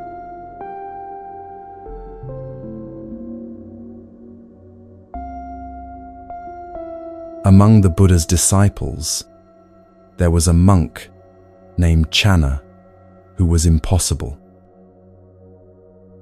Channa had known the Buddha before enlightenment. They had grown up together in the palace, and Channa had been the charioteer who helped the Buddha escape to begin his spiritual search. Because of this history, Channa believed he deserved special treatment, special access, special exemption from the rules that applied to everyone else. He was arrogant, argumentative, and refused to take correction from anyone. When senior monks tried to guide him, he dismissed them. When fellow monks pointed out his behavior, he became defensive and aggressive. He quarreled constantly, disrupted the harmony of the community, and insisted he knew better than everyone else. The other monks grew exhausted trying to work with him. They tried patience. They tried direct confrontation. They tried gentle guidance. They tried firm boundaries. Nothing penetrated his armor of self-righteousness. Finally, they came to the Buddha and said, "We can't continue with Channa in the community. He refuses to change. He disrupts everything, and he makes practice impossible for the rest of us. He needs to be expelled." The Buddha listened carefully. He understood their frustration, their exhaustion, their sense that they'd tried everything. But he didn't expel Channa. Instead, he said, "When I die, give Channa, the Brahma, Danda, the highest punishment." The monks were confused. What was this punishment? What could be more severe than expulsion? The Buddha explained, "No one in the Sangha should speak to Channa, instruct him, or associate with him. Complete silence, total withdrawal of relationship. This wasn't cruelty. This was the only remaining boundary that might penetrate Channa's defenses." Years later, after the Buddha's death, the monks implemented the Brahma Danda.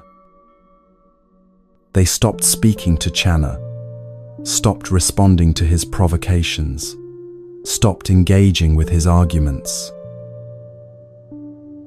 And Channa, for the first time in his life, was truly alone. At first, he responded with more arrogance. He didn't need them anyway. He was special because of his history.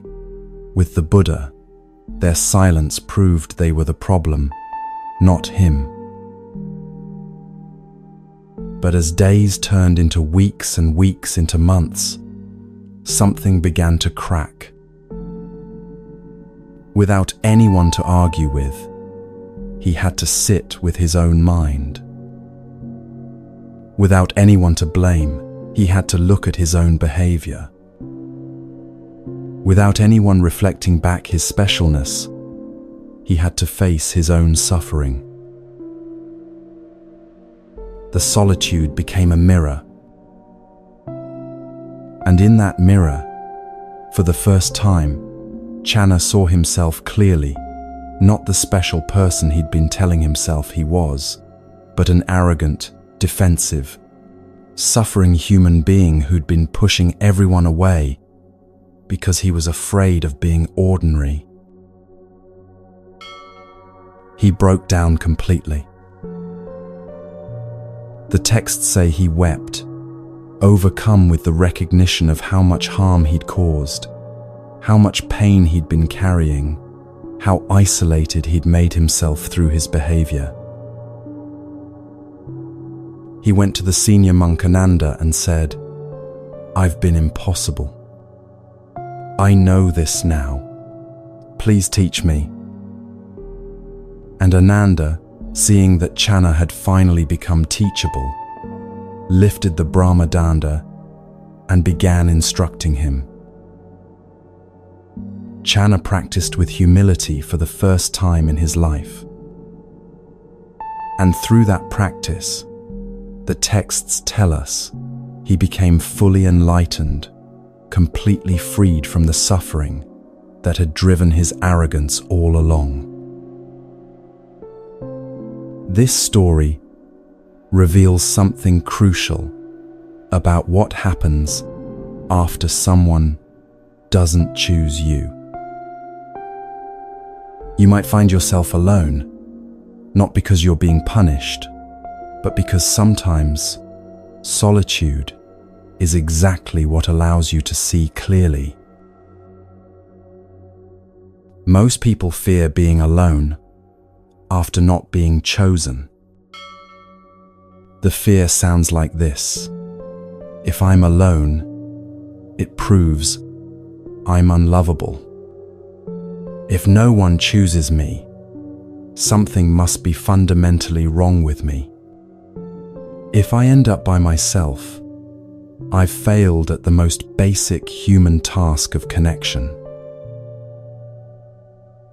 But Buddhism teaches something different about solitude. Solitude isn't punishment. Solitude is clarity. When Channa was forced into solitude through the Brahma Danda, it wasn't because he was unworthy of relationship. It was because relationship kept allowing him to avoid looking at himself. As long as he had people to argue with, he could keep projecting his suffering outward. As long as he had others to blame, he could avoid facing his own pain. As long as he could maintain his armor of specialness through interaction, he never had to examine what that armor was protecting. The solitude removed all those distractions. When someone doesn't choose you, and you find yourself alone, something similar is happening. The noise stops. The constant seeking for their validation stops. The analyzing and strategizing and hoping stops. And in that stopping, you're left with yourself. For many people, this feels unbearable at first. The mind fills the silence with harsh commentary. See, you're alone because you're not enough, because you're too much, because something about you is fundamentally wrong. But this is where self-compassion becomes essential. Self-compassion in Buddhism isn't about convincing yourself you're special or perfect or above criticism. It's about meeting yourself with the same kindness you'd offer to anyone who's suffering. Channa's breakthrough came when he finally stopped defending himself and allowed himself to feel the pain he'd been avoiding. He stopped trying to be special and allowed himself to be ordinary, an ordinary human being who suffers, who makes mistakes, who needs guidance, who's learning. That allowance, that acceptance of his own humanity was an act of self-compassion, even though it felt like falling apart. When you're alone after not being chosen, self-compassion means you stop making your solitude mean something terrible about you. You stop the narrative that says, I'm alone because I'm unlovable. You recognize instead, I'm alone right now because this particular connection didn't align. And being alone is giving me space to heal, to see clearly, to remember who I am, without constantly reaching for someone else's validation. Self-compassion also means you stop betraying yourself to avoid being alone. The Buddha's teaching to Channa through the Brahmadanda was essentially this: staying in relationship with you while you continue harming yourself and others isn't compassionate, it's enabling. Sometimes the most compassionate response is withdrawal, is boundary, is allowing someone to face themselves without the distraction of relationship. When you apply this to yourself, it means staying in pursuit of someone who doesn't choose you isn't loyalty or love, it's self-betrayal. Choosing to be alone rather than continuing to chase someone who isn't receiving you is an act of self-compassion, even though it feels like loss. There's a practice in Buddhism called metta, loving kindness, meditation. Traditionally, it begins with directing kindness toward yourself before extending it to others. The phrases are simple: may I be safe, may I be happy, may I be healthy, may I live with ease. But when you're suffering from not being chosen, these phrases can feel hollow. How can I wish myself happiness when I feel this bad? How can I wish myself ease when everything feels difficult? The practice isn't about making yourself feel better immediately. It's about continuing to offer kindness to yourself, even when you're suffering, especially when you're suffering. Channa couldn't receive kindness from others because he couldn't be kind to himself. His arrogance was armor protecting against the fundamental belief that he wasn't okay as he was. When the armor finally cracked and he saw himself clearly, with all his flaws, all his suffering, all his ordinary humanity, he could finally extend compassion to himself. And that self-compassion opened him to receive teaching, to practice genuinely, to transform. Being alone after not being chosen gives you the same opportunity. You can use the solitude to confirm your worst fears about yourself, to rehearse all the ways you're not enough, to catalogue your perceived failures, to build a case for your unlovability. Or you can use the solitude as Channa eventually did, to see yourself clearly without the distortion of desperate seeking, to meet yourself with compassion rather than judgment, to recognize that not being chosen by one person doesn't determine your fundamental worth. The clarity that comes from solitude isn't always comfortable. Channa had to face how his behavior had pushed people away, how his arrogance had been covering fear, how his insistence on being special had prevented genuine connection. When you're alone after not being chosen, you might face similar recognitions. You might see how you gave away your power by making someone else responsible for your happiness. You might recognize patterns, how this isn't the first time you've chased someone unavailable, how you have a tendency to lose yourself in relationships, how you struggle to trust your own worth without external validation. These recognitions can be painful, but they're also liberating because you can't change what you can't see. Buddhism teaches that ignorance is one of the root causes of suffering. Not ignorance in the sense of lacking information, but ignorance of how things actually are. Ignorance of impermanence, ignorance of your true nature, ignorance of the patterns that create your suffering.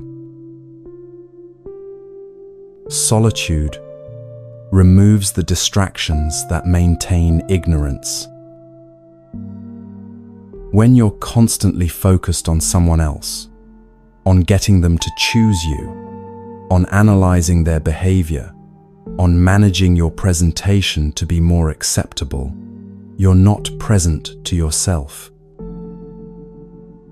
Solitude brings you back to yourself. And being present to yourself, really present, with compassion and honesty, is where transformation becomes possible. The Buddha didn't abandon jhana by prescribing the Brahma Danda. He gave jhana the exact medicine he needed, even though the medicine was bitter. Sometimes you need to give yourself the same medicine. You need to stop chasing the person who didn't choose you. You need to sit with the discomfort of being alone. You need to face yourself without the distraction of external seeking. This isn't punishment. This is compassion. Because continuing to betray yourself by chasing what's not reciprocated is the real cruelty. Continuing to abandon your own needs in service of someone else's lack of interest is the real harm. Choosing solitude over self-betrayal is choosing yourself. Not in the egoic sense of, I'm too good for people who don't choose me, but in the compassionate sense of, I deserve to stop suffering, and continuing to chase what doesn't choose me is creating suffering. After Jhana's breakthrough, after he became teachable and began genuine practice, he didn't become a different person. He was still Jhana, still the same person, with the same history, the same personality, the same tendencies. But he was jhana awake rather than jhana asleep.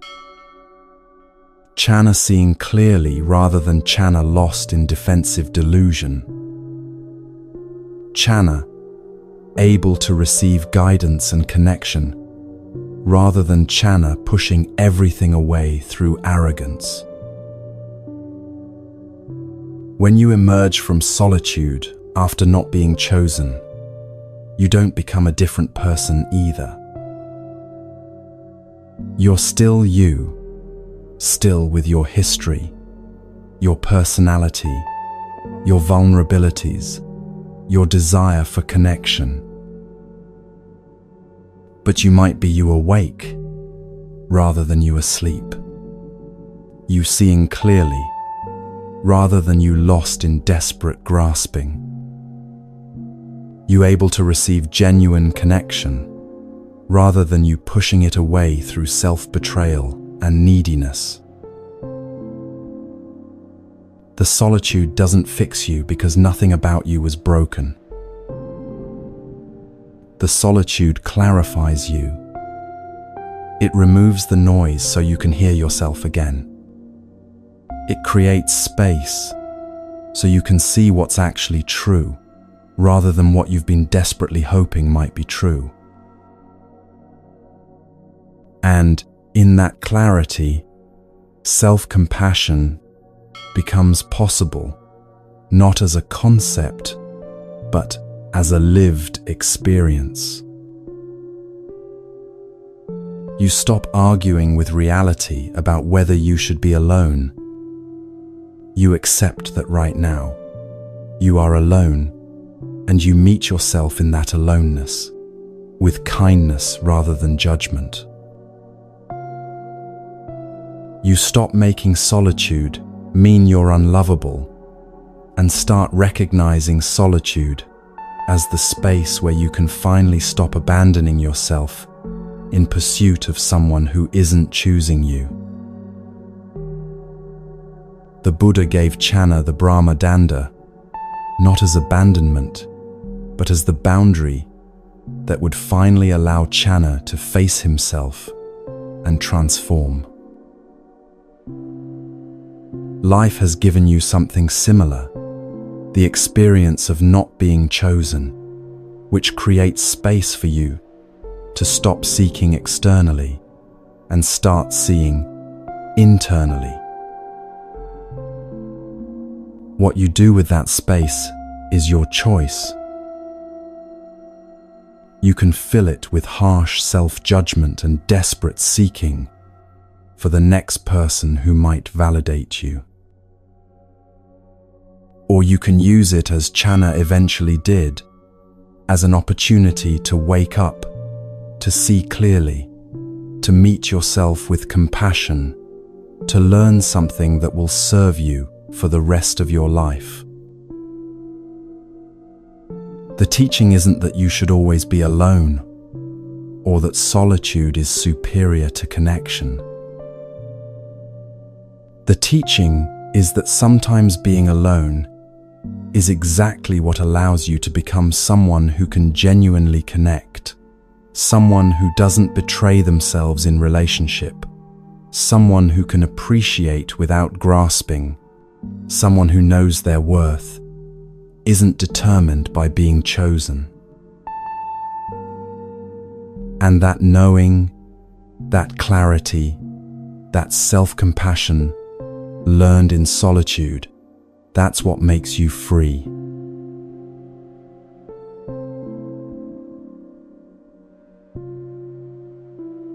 The Buddha had a son named Rahula, who became a monk when he was very young.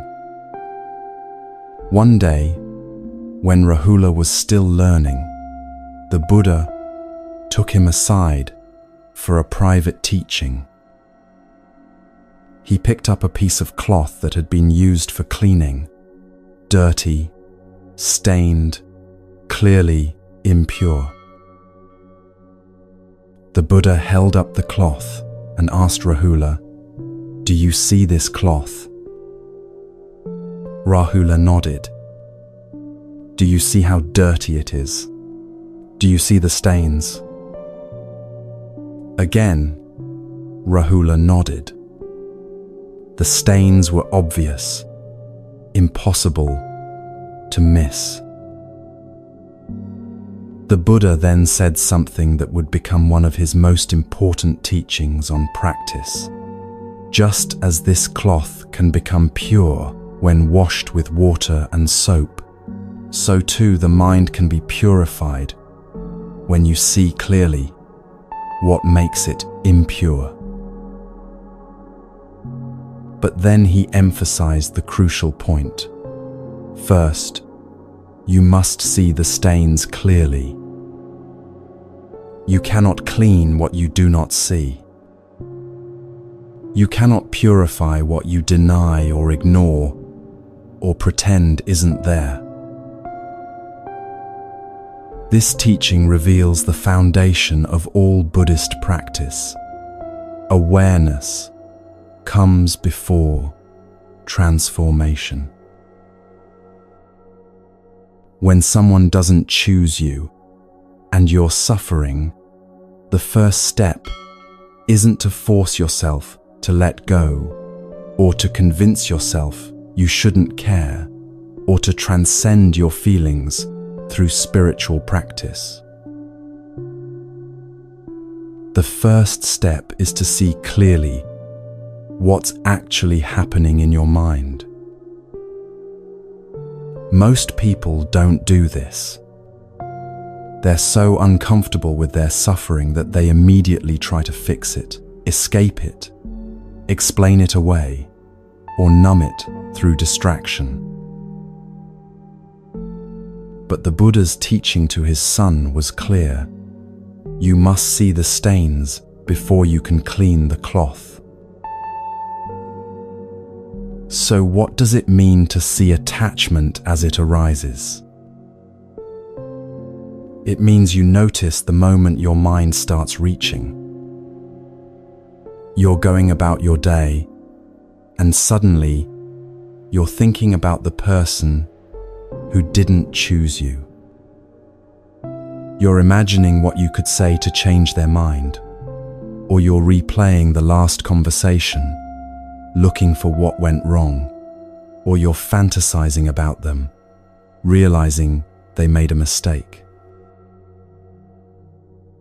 Usually, you're so absorbed in these thoughts that you don't notice you're thinking them. The thinking has you, you're not aware of it, you're inside it, completely identified with it.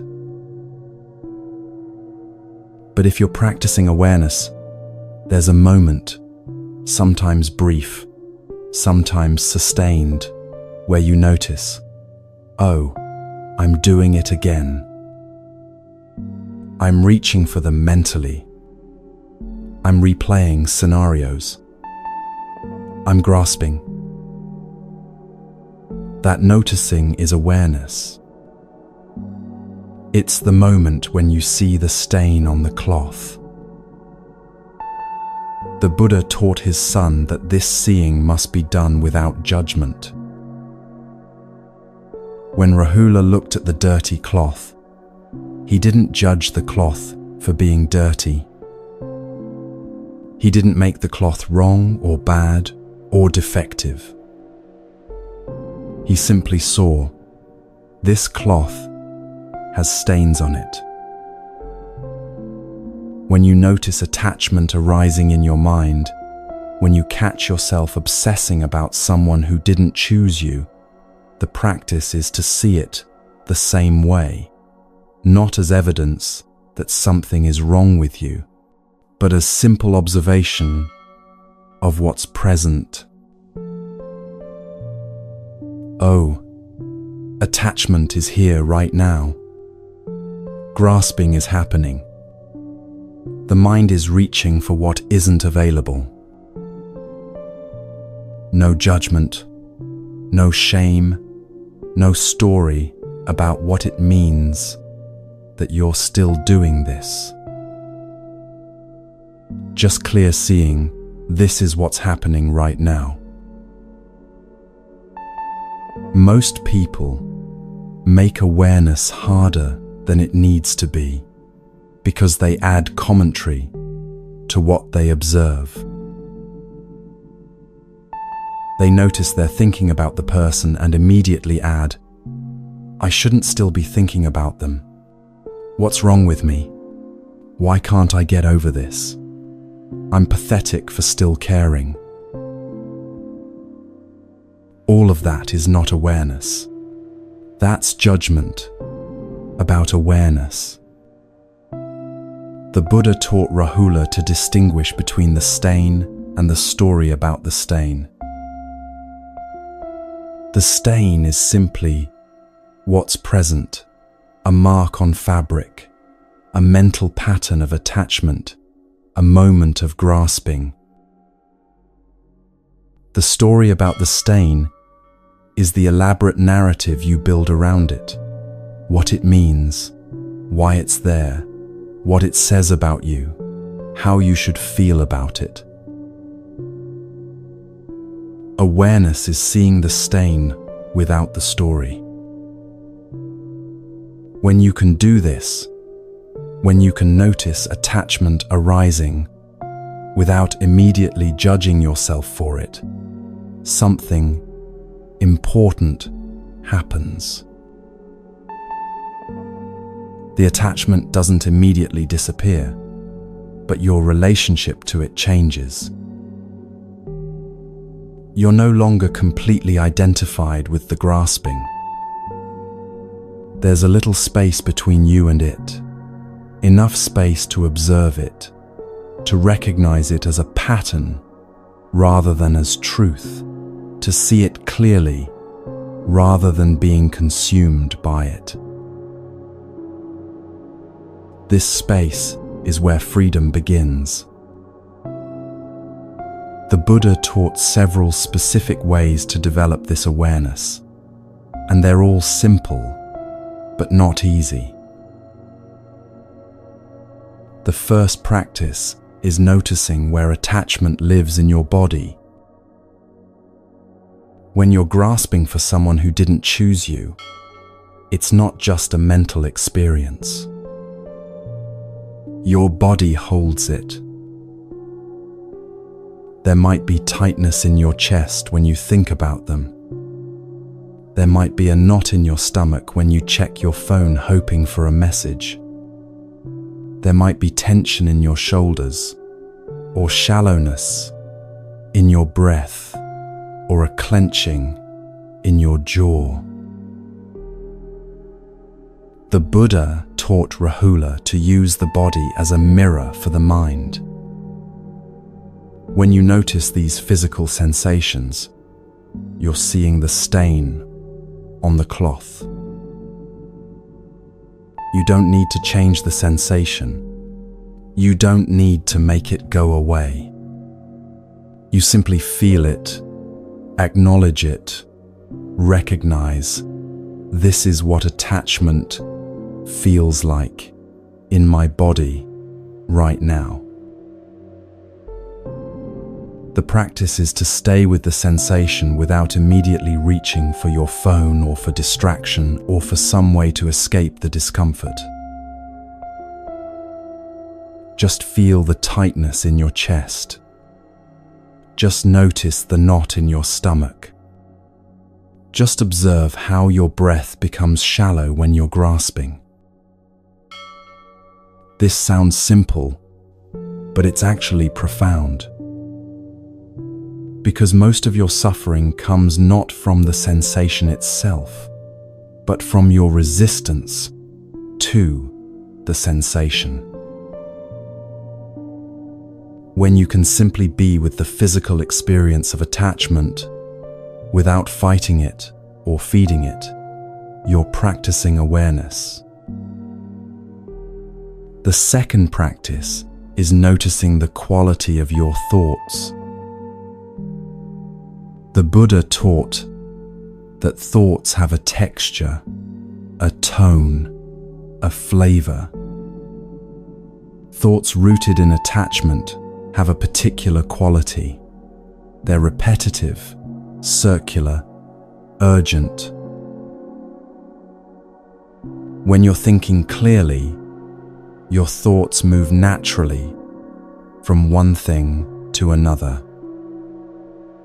There's a flow, a sense of presence with what's actually here. But when attachment is driving your thinking, the thoughts loop. You think the same things over and over, replaying conversations, imagining scenarios, analyzing what went wrong, strategizing what you could do differently. The content might vary slightly, but the pattern is the same. Reaching, grasping, trying to control something that's already happened or hasn't happened yet. The Buddha taught Rahula to recognize this quality of grasping mind as distinct from clear mind. When you notice your thoughts have that repetitive, urgent, grasping quality, you're seeing the stain. You don't need to stop the thoughts or replace them with better thoughts. You simply recognize, oh, grasping, mind is active right now. This recognition itself is awareness. And awareness, even without any attempt to change what's happening, begins to shift your relationship to what's arising. The third practice is observing the arising and passing of attachment. Everything that arises in the mind is impermanent. It comes, it stays for a while, and it passes. But when you're identified with attachment, it feels permanent.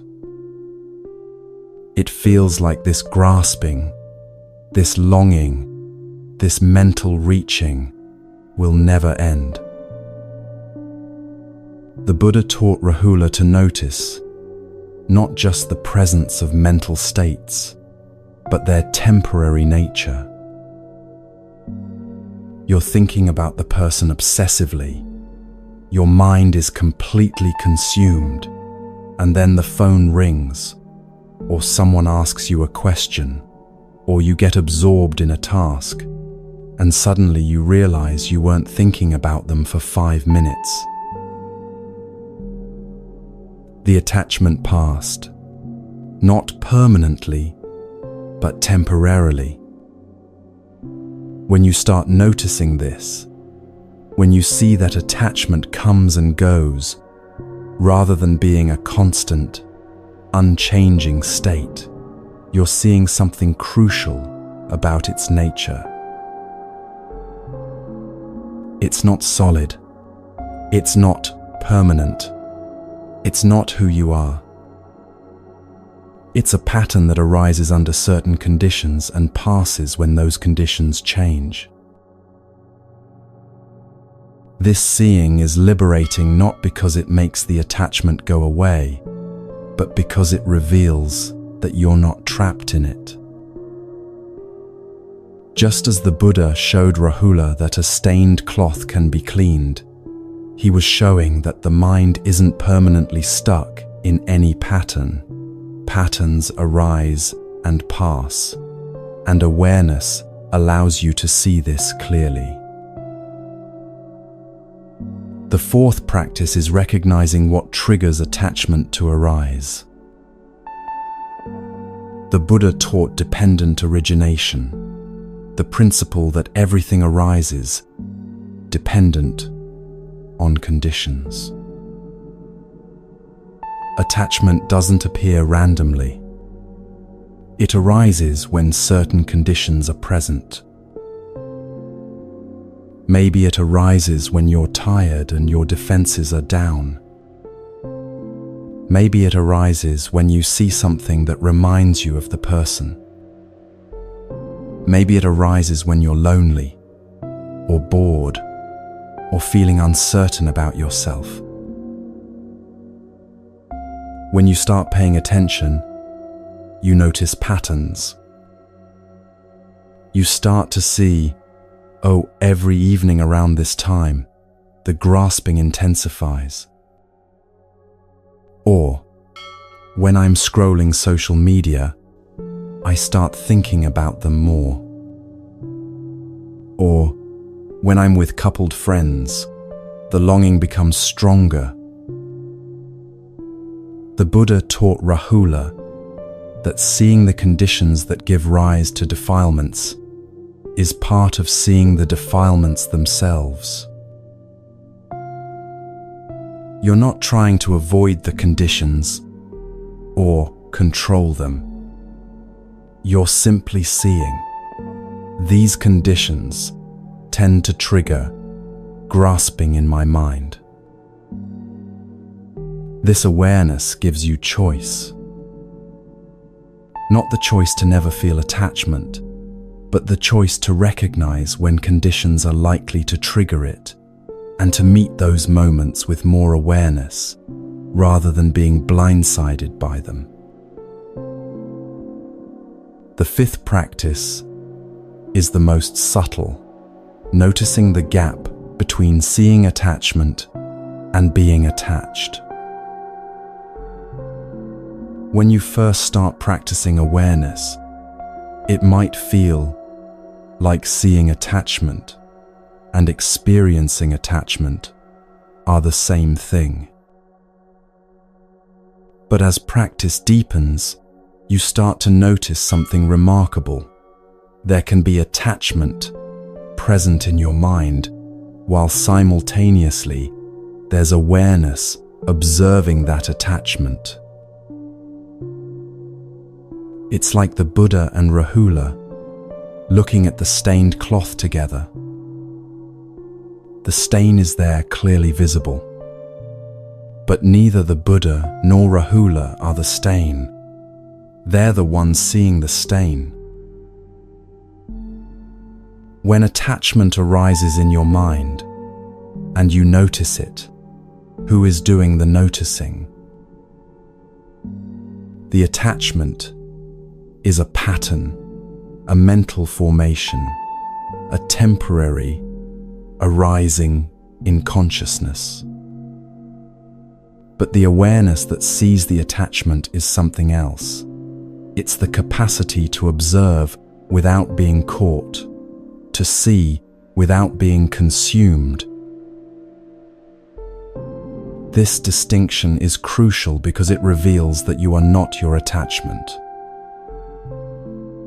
You are the awareness that can see attachment arising and passing. The Buddha didn't tell Rahula that having a dirty cloth made him dirty. The cloth had stains, but that didn't define the cloth's essential nature. It just meant the cloth needed washing. Similarly, having attachment arise in your mind doesn't make you an attached person. It means attachment is a pattern that arises, and with awareness and practice, that pattern can be transformed. As the Buddha washed the cloth while teaching Rahula, he demonstrated something important. Purification isn't violent. He didn't scrub the cloth aggressively or try to destroy it to remove the stains. He washed it gently but thoroughly with water and soap, allowing the impurities to release naturally. The same is true for attachment in the mind. You don't purify attachment through force or self-criticism or harsh discipline. You purify it through patient awareness, seeing it clearly again and again, understanding its nature, not feeding it with new grasping, allowing it to be seen fully until it naturally releases. This is why the Buddha emphasized seeing as the first step. You cannot transform what you do not see. You cannot release what you deny. You cannot purify what you refuse to acknowledge is there. When someone doesn't choose you and you're suffering from attachment to them, the practice begins with simple, honest, non-judgmental seeing.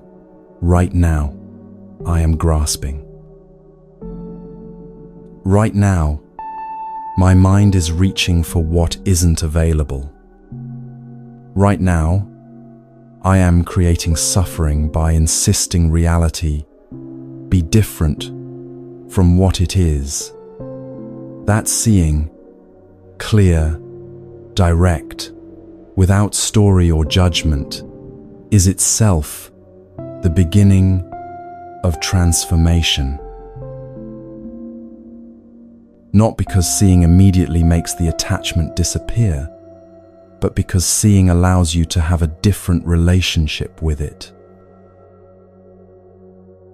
You're no longer unconsciously driven by it. You're aware of it, and in that awareness, you have choice, not about whether it arises, but about whether you feed it, believe it, or identify with it. The Buddha finished washing the cloth and showed it to Rahula, now clean. "Do you see?" he asked. The cloth is the same cloth, but the stains are gone. This is what happens through practice. Not that you become a different person, but that the impurities that cause suffering are gradually purified through seeing them clearly. When you practice awareness with attachment, when you see it arising, see it in your body, see it in your thoughts, see its impermanence, see the conditions that trigger it, see the space between you and it. You're doing what the Buddha taught Rahula.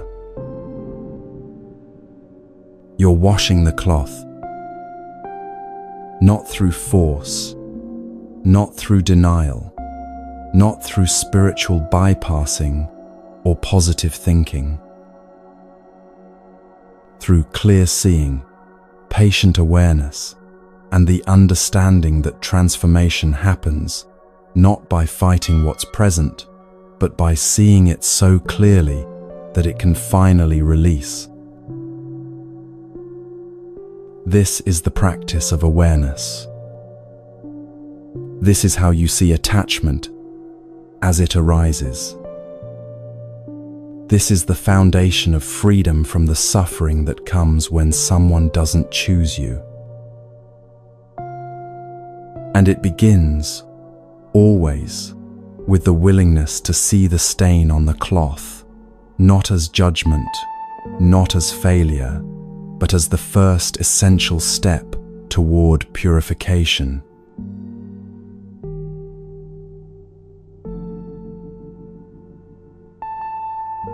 There was once an ascetic named Bahia Daruchirya who lived alone on the edge of the ocean, practicing meditation with such dedication that people began to revere him as enlightened. Bahia himself believed this. He thought he had reached the highest attainment, that his practice was complete, that he had nothing more to learn. But one night, devas, celestial beings who could see truth more clearly than humans, appeared to him and said, "Bahia, you are not enlightened. You have attained deep concentration, but you have not seen the ultimate truth. There is a teacher in Savatthi, the Buddha, who can show you what you have not yet seen. Go to him quickly." Bahia was shaken. Everything he believed about himself, about his attainment, was suddenly in question. He left immediately, traveling overnight, driven by an urgency he couldn't explain. By morning, he arrived in Savatthi and learned the Buddha was walking through the town on arms round, collecting food for his daily meal. Bahia ran to find him. When he saw the Buddha walking calmly down the street, Bahia threw himself at the Buddha's feet and begged, "Please, teach me the Dhamma so that I may find peace and liberation." The Buddha said gently, "This is not the time, Bahia. I am on alms round. Come to the monastery later." But Bahia, feeling the Deva's urgency in his bones, pleaded again, "Venerable Sir, life is uncertain. Death could come for you or for me at any moment. Please teach me now." He asked 3 times, and finally, the Buddha stopped and looked at him. Then, the Buddha spoke what would become one of the most concise and profound teachings in all of Buddhism. In the seen, there is only the seen. In the heard, there is only the heard. In the sensed, there is only the sensed. In the cognized, there is only the cognized.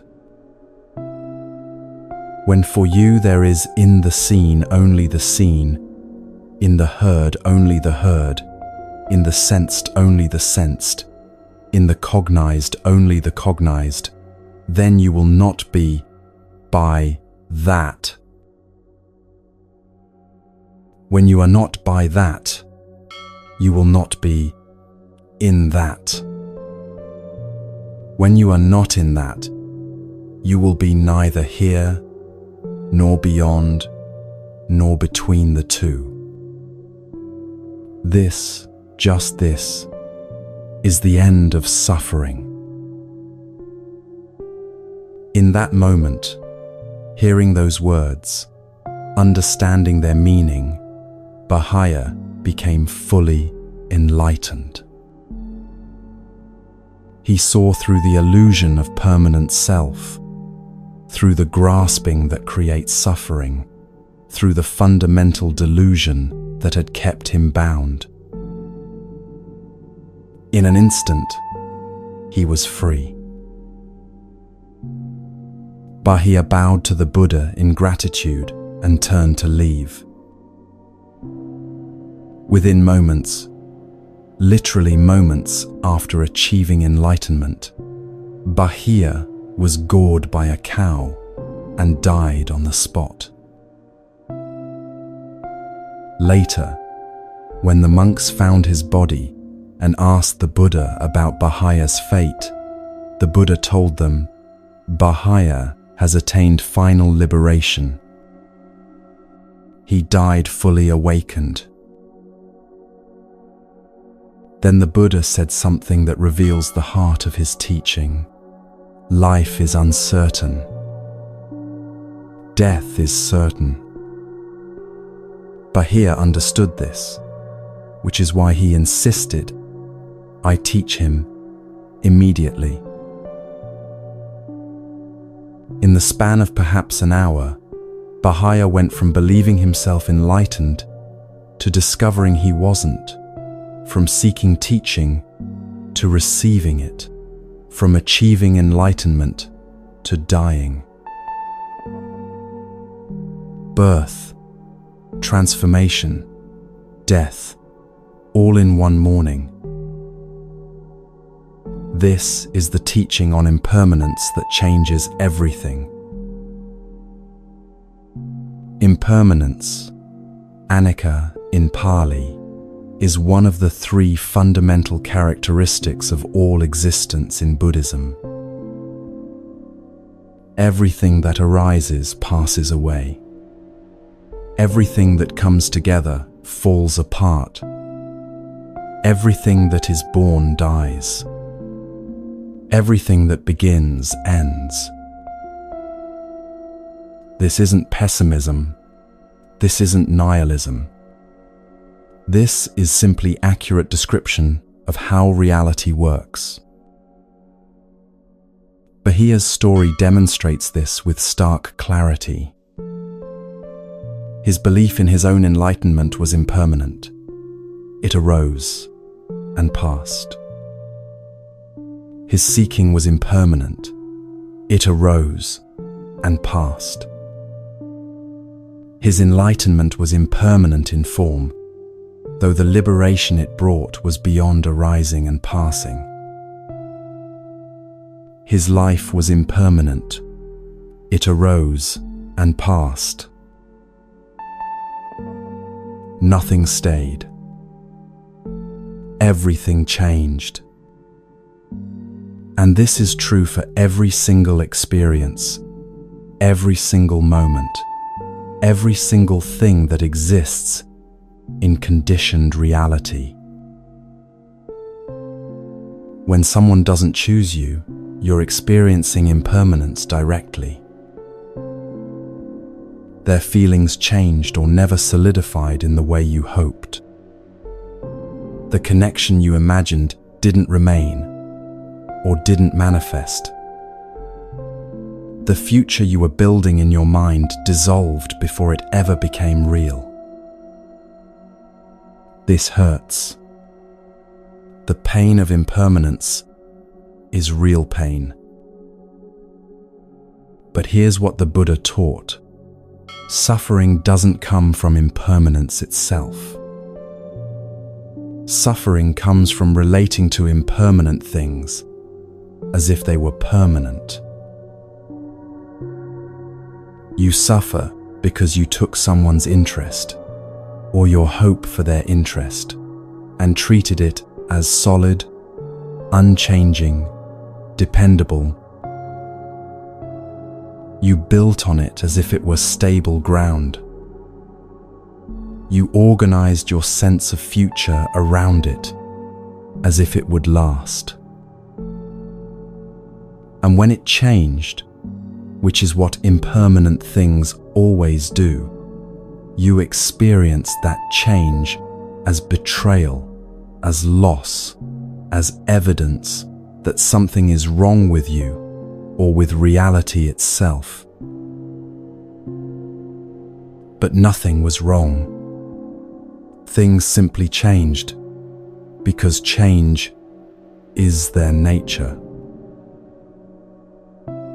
The Buddha taught that there are 3 kinds of suffering, and understanding impermanence addresses all 3.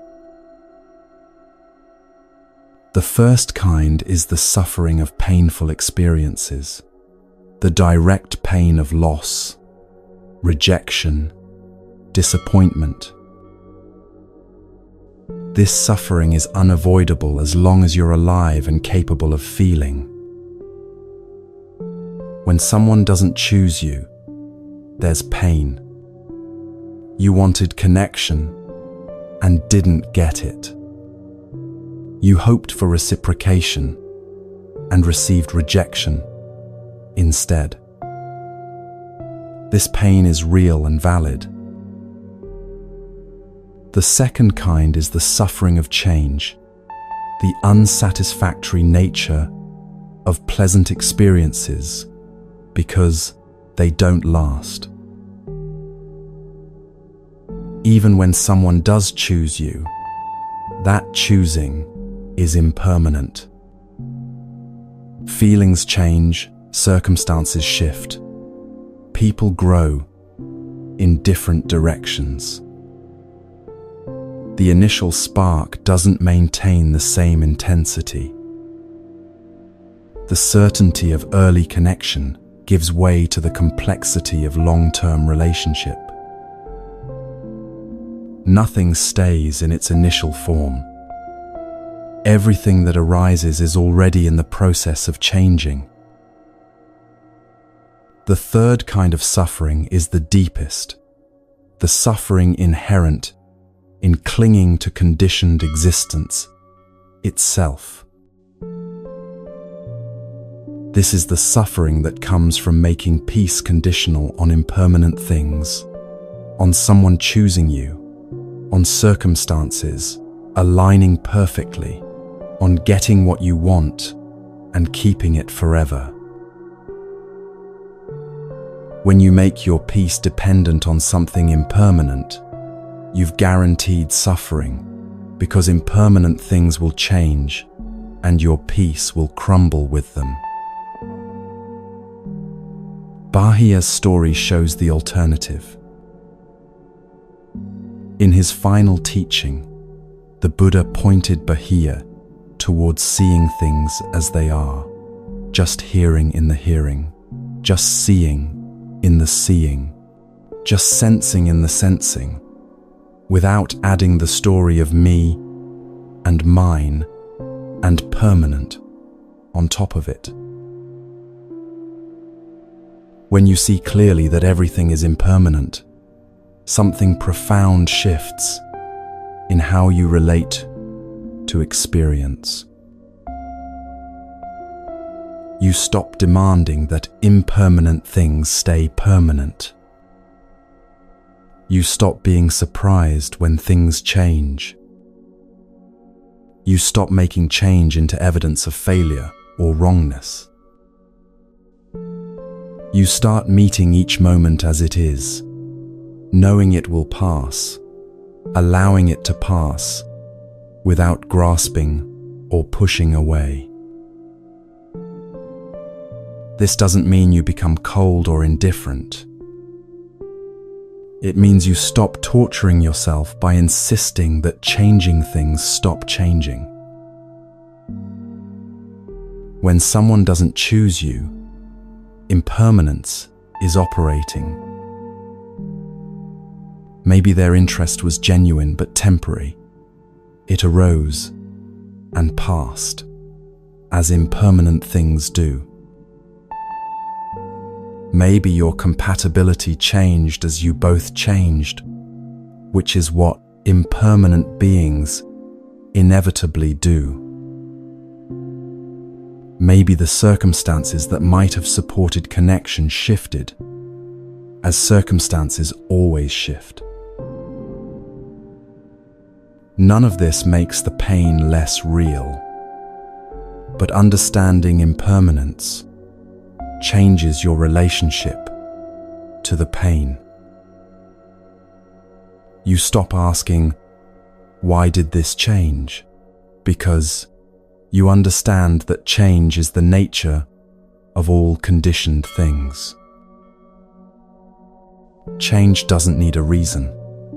Unchanging would need a reason, would be the anomaly.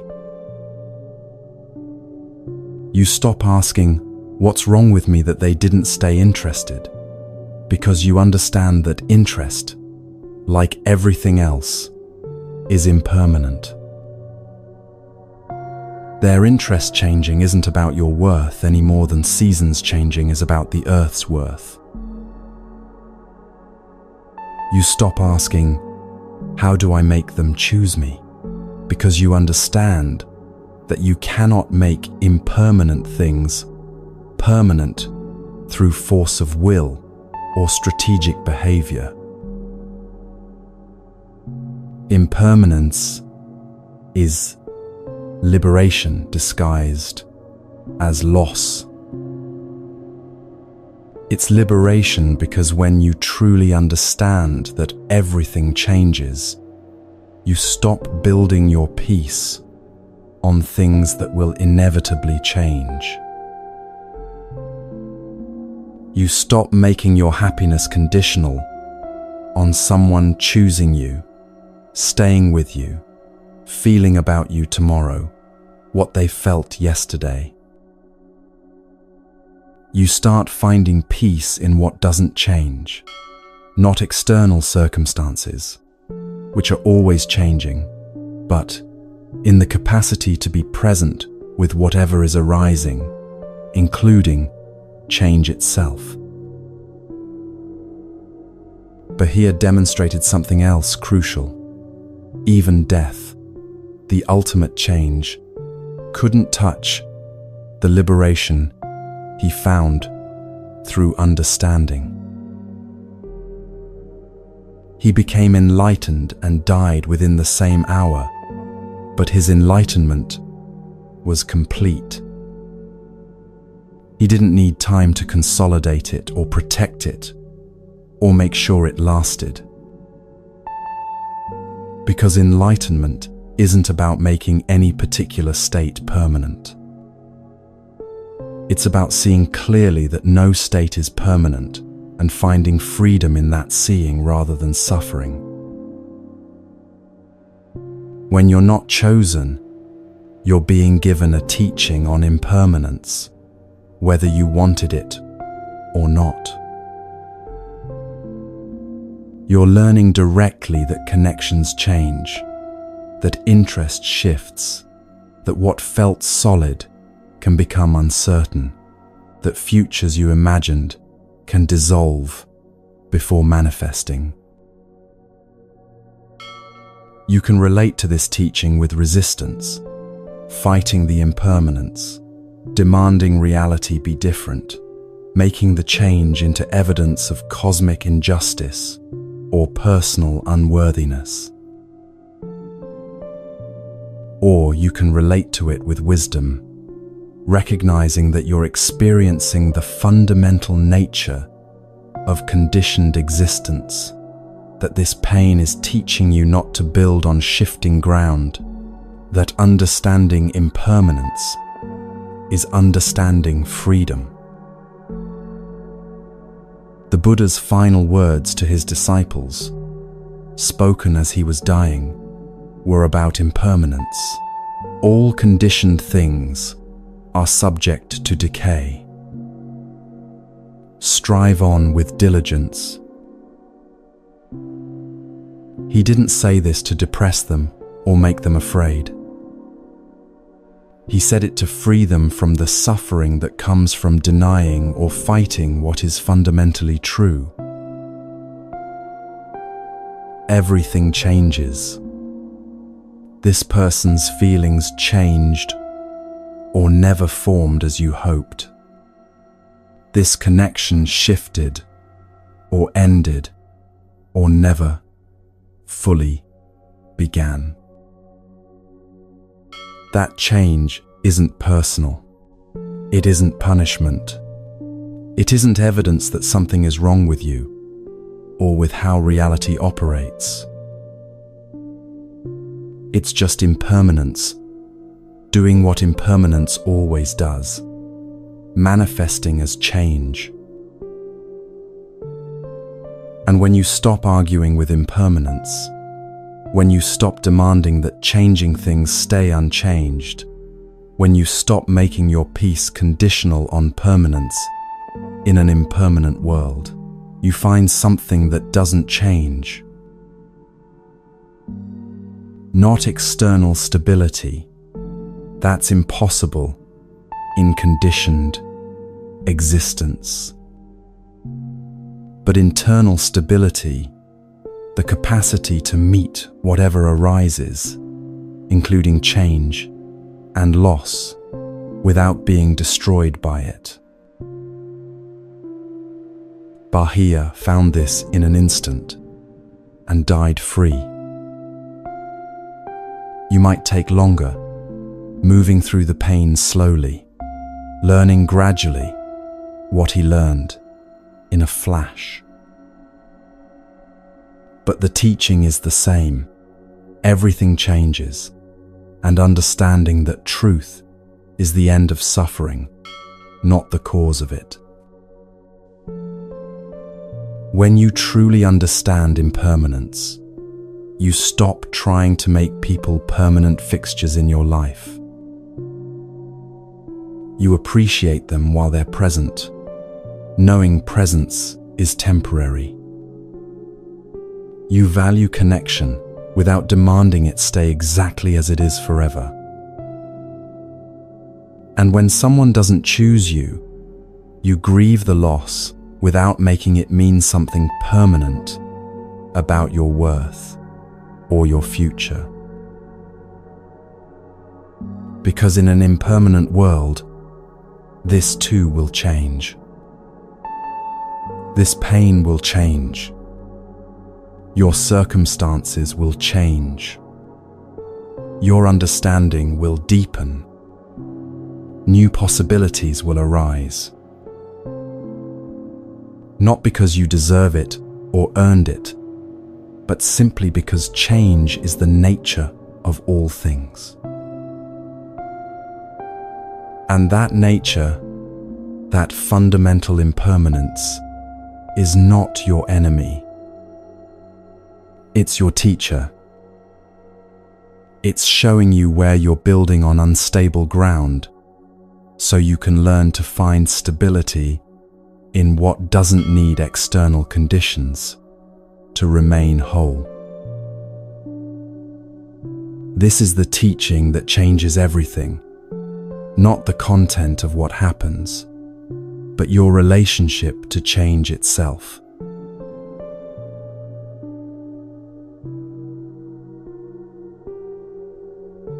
"7 days after the Buddha's enlightenment, he gave his first teaching to 5 ascetics in the Deer Park at Isipatana.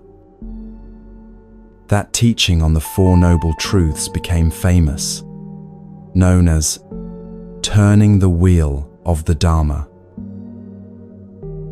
But 5 days later, the Buddha gave a second teaching to the same 5 ascetics that was equally profound, though less famous. He taught them about the 5 aggregates, the components that humans mistake for a permanent, unchanging self. The Buddha asked them to examine their direct experience. Is the body permanent or impermanent? The ascetics answered, "Impermanent, Venerable Sir." And what is impermanent? Is that satisfactory or unsatisfactory? Unsatisfactory, Venerable Sir. And what is impermanent, unsatisfactory, and subject to change? Is it fitting to regard that as, this is mine, this I am, this is myself? No, Venerable Sir. The Buddha then went through each aggregate systematically: form, feeling, perception, mental formations, consciousness. For each one, the same questions, the same recognitions: impermanent, unsatisfactory, not self. He showed them that what they'd been calling I and me and mine was actually a constantly changing stream of processes, a body that's always aging and dying and replacing cells, feelings that arise and pass moment by moment, perceptions that shift with conditions, mental formations that come and go, consciousness that flickers in and out with every sense contact. None of it was stable. None of it was under their control. None of it was a permanent self that could be grasped or protected or enhanced or diminished. The Buddha concluded, when you see this clearly, you become disenchanted with form, disenchanted with feeling, disenchanted with perception, disenchanted with mental formations, disenchanted with consciousness. Being disenchanted, you become dispassionate. Through dispassion, you are liberated. Upon hearing this teaching, all 5 ascetics became fully enlightened. They saw through the illusion of a permanent self, and in that seeing, they were free. This teaching, known as anatta, or not self, is perhaps the most radical and misunderstood teaching in all of Buddhism. And it has everything to do with why you suffer when someone doesn't choose you. When someone doesn't choose you, who exactly is not being chosen? You might answer, me, myself, who I am. But the Buddha's teaching on the 5 aggregates asks you to look more carefully. Is it your body that's not being chosen? Your body is constantly changing. The cells that compose it now are not the same cells that composed it a year ago. Which version of your body wasn't chosen? Yesterday's, today's, tomorrow's?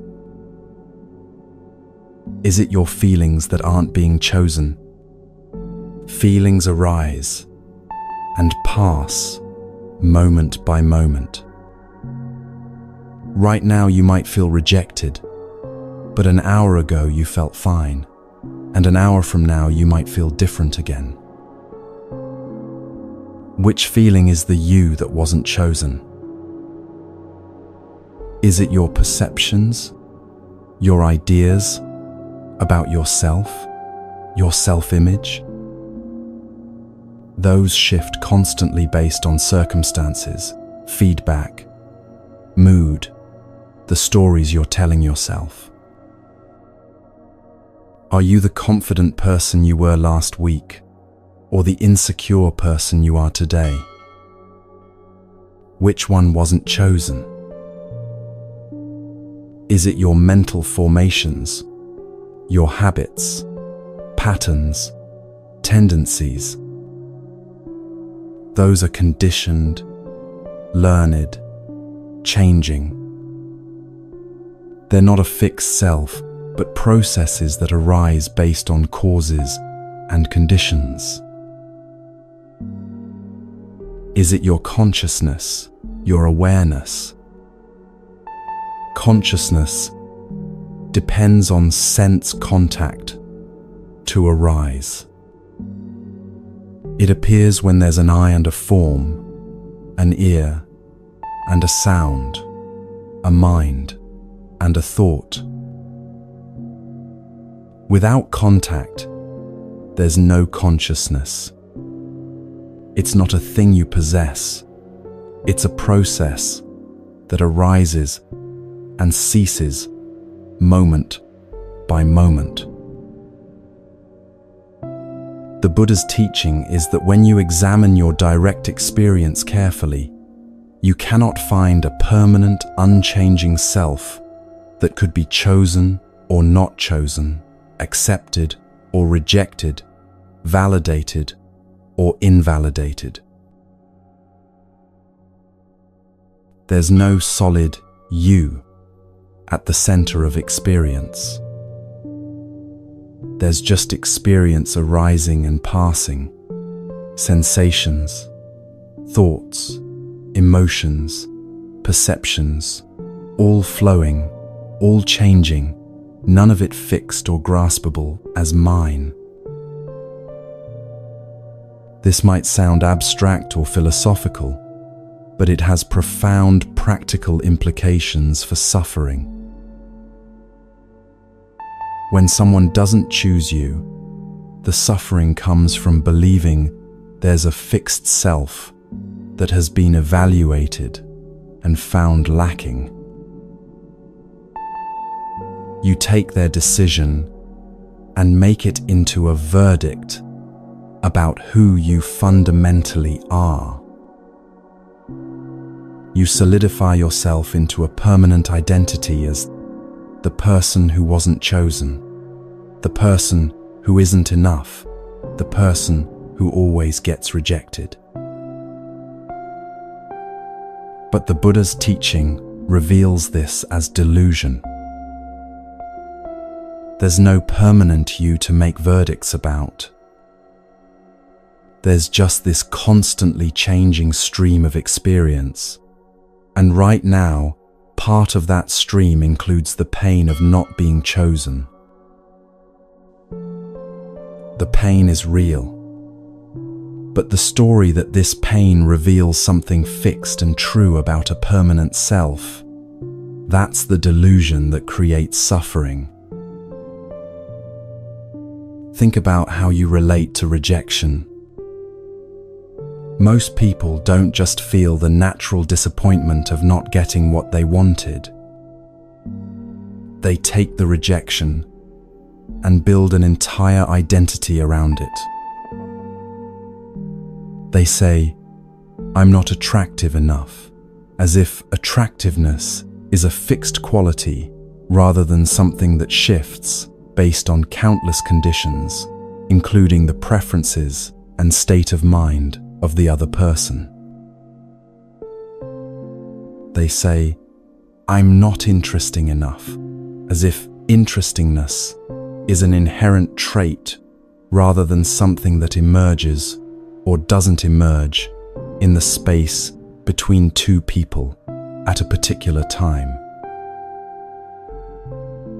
They say, "I'm not worthy of love," as if worthiness is something that can be permanently present or absent, rather than a concept you're projecting onto the flowing stream of experience. All of these statements treat the self as a fixed thing that can be evaluated, judged, and found deficient. But the Buddha taught the opposite. There is no fixed thing to evaluate. There are aggregates constantly arising and passing. Sometimes those aggregates appear in ways that align with what someone else is seeking, and sometimes they don't. Sometimes the conditions support connection, and sometimes they don't. None of this says anything permanent about a permanent you, because there is no permanent you to say things about. This teaching is liberating because it dissolves the entire framework of needing to be chosen as validation of self-worth. If there's no permanent self, there's no permanent self that needs validation. If there's no fixed you, there's no fixed you that can be fundamentally rejected. If you're a constantly changing process rather than a static entity, then someone not choosing you says nothing about your essence, because you don't have an essence. You have a stream of changing conditions. The Buddha emphasized that seeing not self doesn't mean you disappear or become nothing or lose all sense of conventional identity. You still function in the world.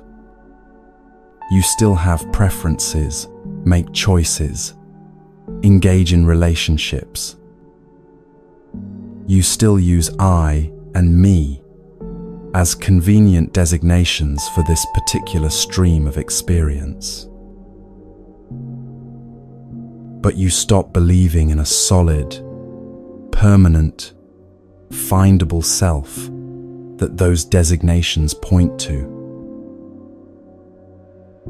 And in that stopping, you're free from the suffering that comes from defending, enhancing, or mourning a self that never existed in the first place.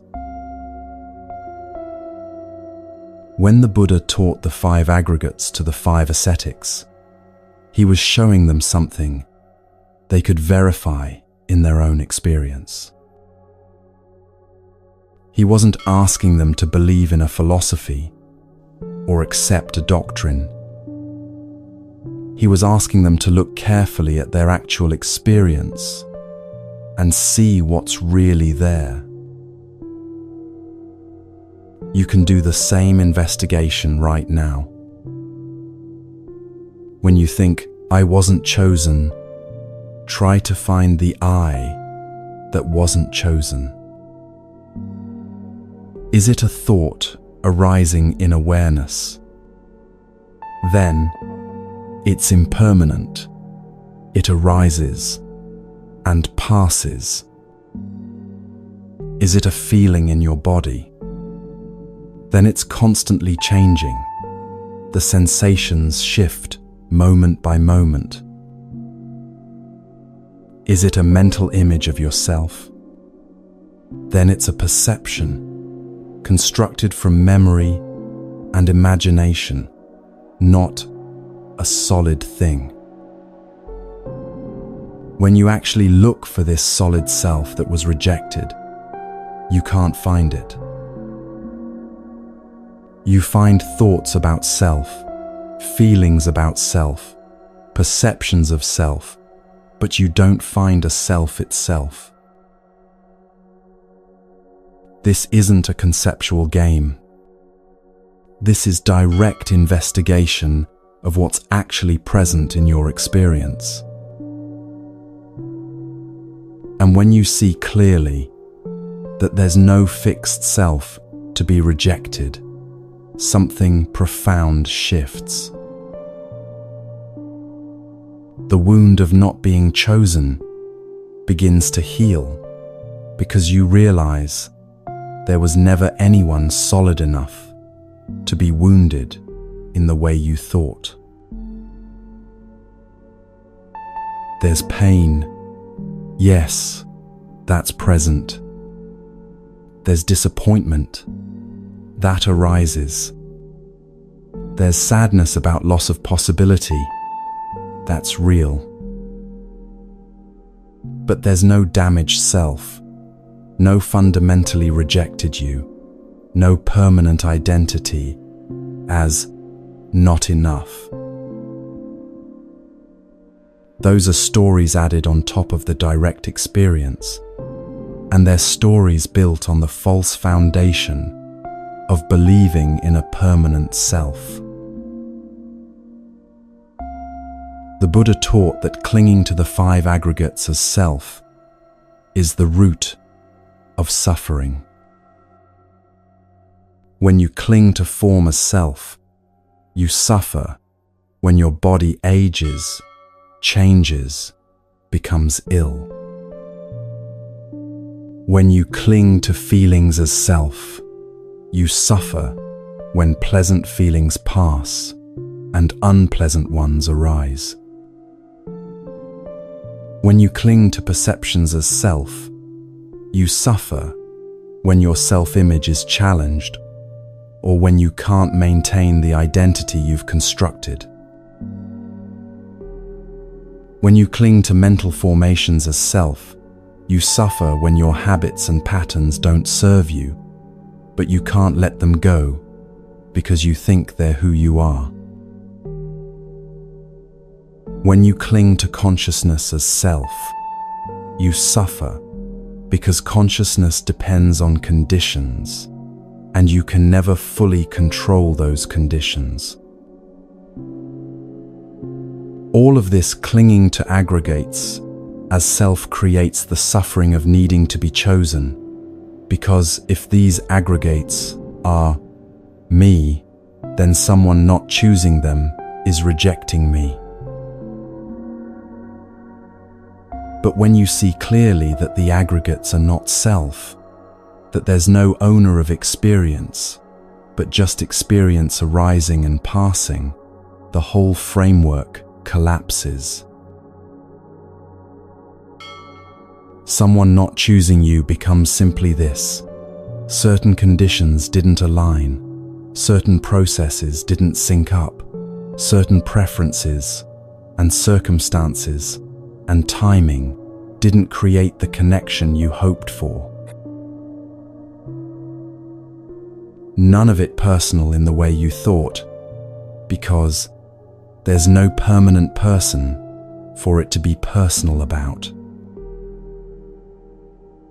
The Buddha called this teaching hard to see, because it goes against the most fundamental assumption humans carry, that there's a real, permanent me at the center of experience. You've been operating from this assumption your entire life. Every thought starts with, I think every feeling is my feeling. Every experience is happening to me. The language itself reinforces the illusion of a separate, permanent self. But the Buddha was asking the 5 ascetics, and is asking you to look beyond language and belief to direct experience. What's actually here when you look carefully?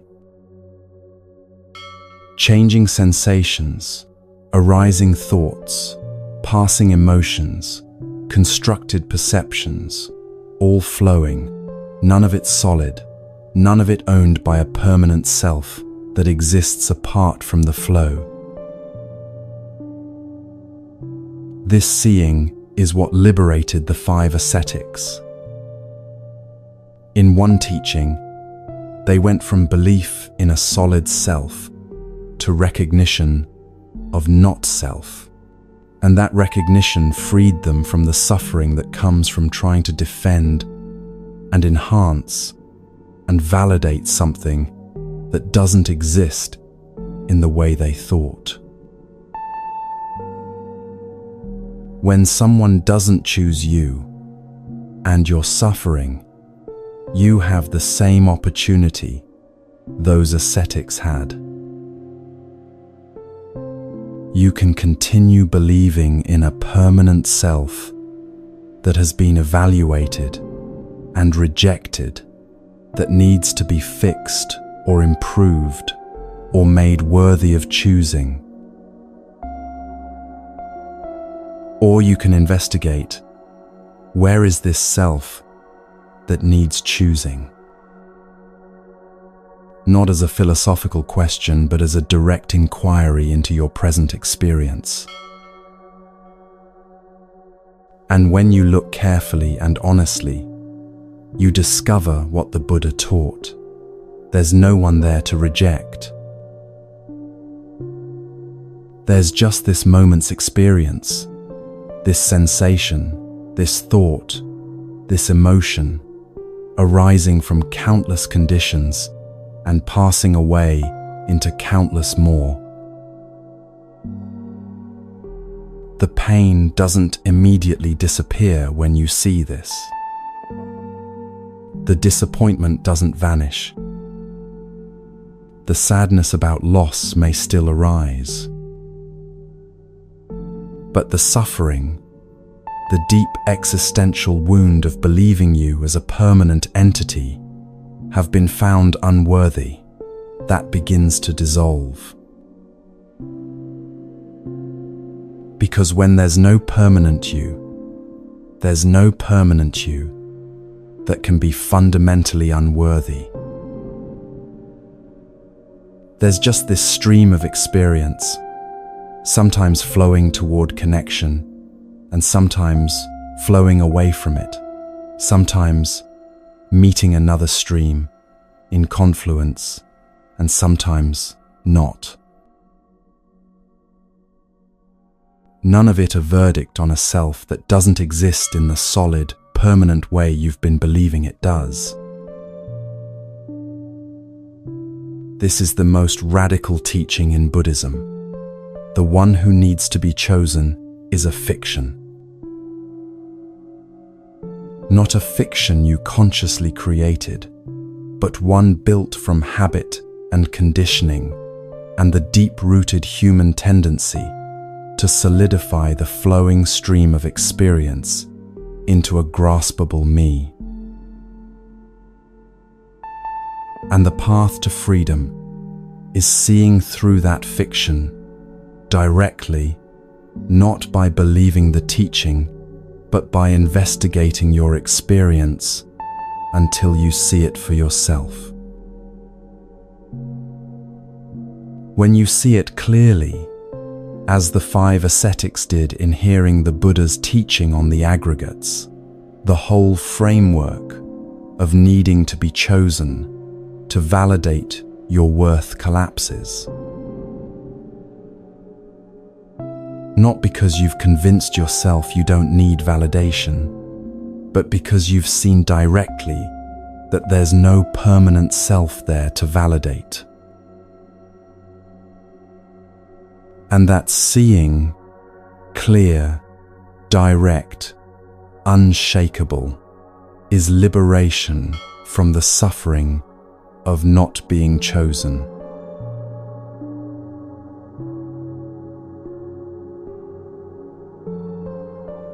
There was a wealthy householder named Chitta who lived in a small town and was known for his deep understanding of the Dhamma. Though he wasn't a monk, Chitta's wisdom was so clear that even senior monks would seek him out for discussion and guidance. He was generous with his home, regularly inviting monks to teach the townspeople and offering meals and support to the Sangha. One day, a group of monks arrived in town, and Chitta invited them to his home, as was his practice. He prepared a meal, gathered the community, and asked the monks to share the Dhamma. But these monks were arrogant. They spoke down to Chitta, dismissed his questions as beneath them, and treated him with barely concealed contempt because he was a layperson rather than an ordained monk.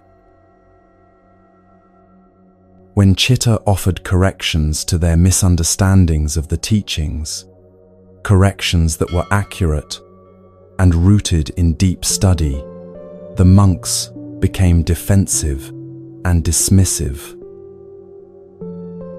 They implied that a householder had no place teaching monks anything, regardless of his understanding. Chitta listened calmly. He didn't argue or defend himself. He didn't try to prove his worth or change their minds. When the meal was finished, he thanked them politely for coming, and then he simply stopped inviting them.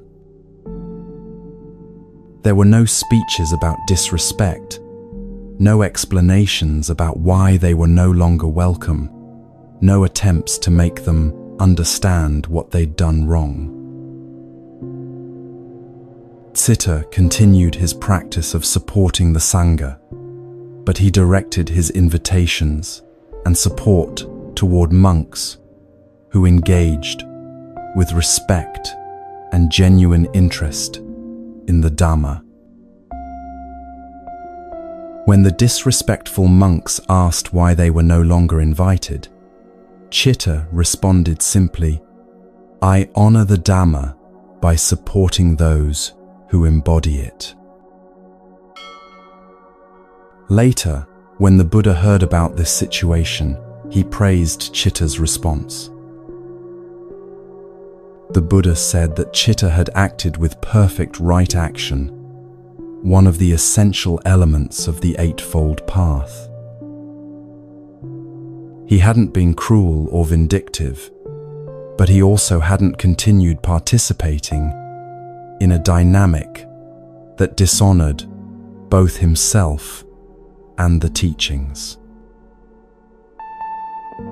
This story reveals something essential about what right action means when someone doesn't choose you or doesn't treat you with respect.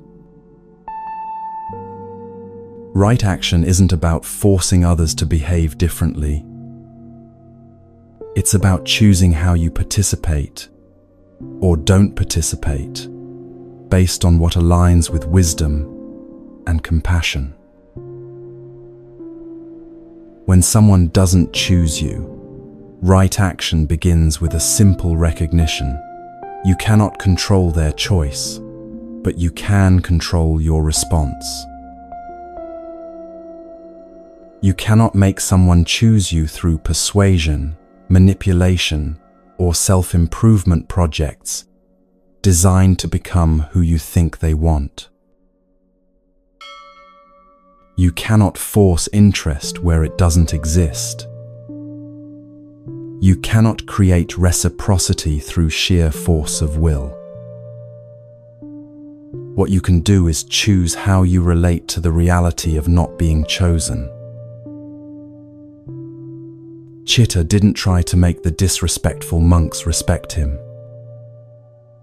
He didn't continue inviting them while hoping they would change. He didn't diminish himself to make them comfortable or work harder to prove his worthiness of their regard. He simply redirected his energy toward what was reciprocal and respectful. This is right action, aligning your behavior with reality rather than with fantasy, with wisdom rather than with wishful thinking. In Buddhist teaching, right action is part of the ethical conduct section of the Eightfold Path, along with right speech and right livelihood. Together, these three elements guide how you move through the world in ways that reduce suffering rather than create it. Right action specifically addresses physical and behavioral choices, what you do, not just what you say or think. The traditional definition focuses on abstaining from killing, stealing, and sexual misconduct. But the principle extends to all actions. Are your behaviors creating suffering or reducing it? When someone doesn't choose you and you keep chasing them, offering more of yourself, trying to convince them, waiting for them to change their mind, what kind of suffering are you creating? You're creating suffering for yourself through continued rejection and the erosion of your self-respect. You're potentially creating discomfort for them through pressure they didn't ask for. You're creating a dynamic that dishonors what the Buddha taught about accepting reality as it is. Right action in this situation means stopping your participation in what creates suffering. Like Siddha, you don't need to make a dramatic exit or deliver a speech about your worth or explain why you're withdrawing. You simply stop offering yourself where you're not received. This isn't punishment. This isn't revenge. This is alignment with reality. Chitta didn't stop inviting the disrespectful monks to punish them or to teach them a lesson. He stopped inviting them because continuing to invite them would have meant continuing to participate in disrespect toward himself and toward the Dhamma he honored. When you stop chasing someone who doesn't choose you, you're not punishing them.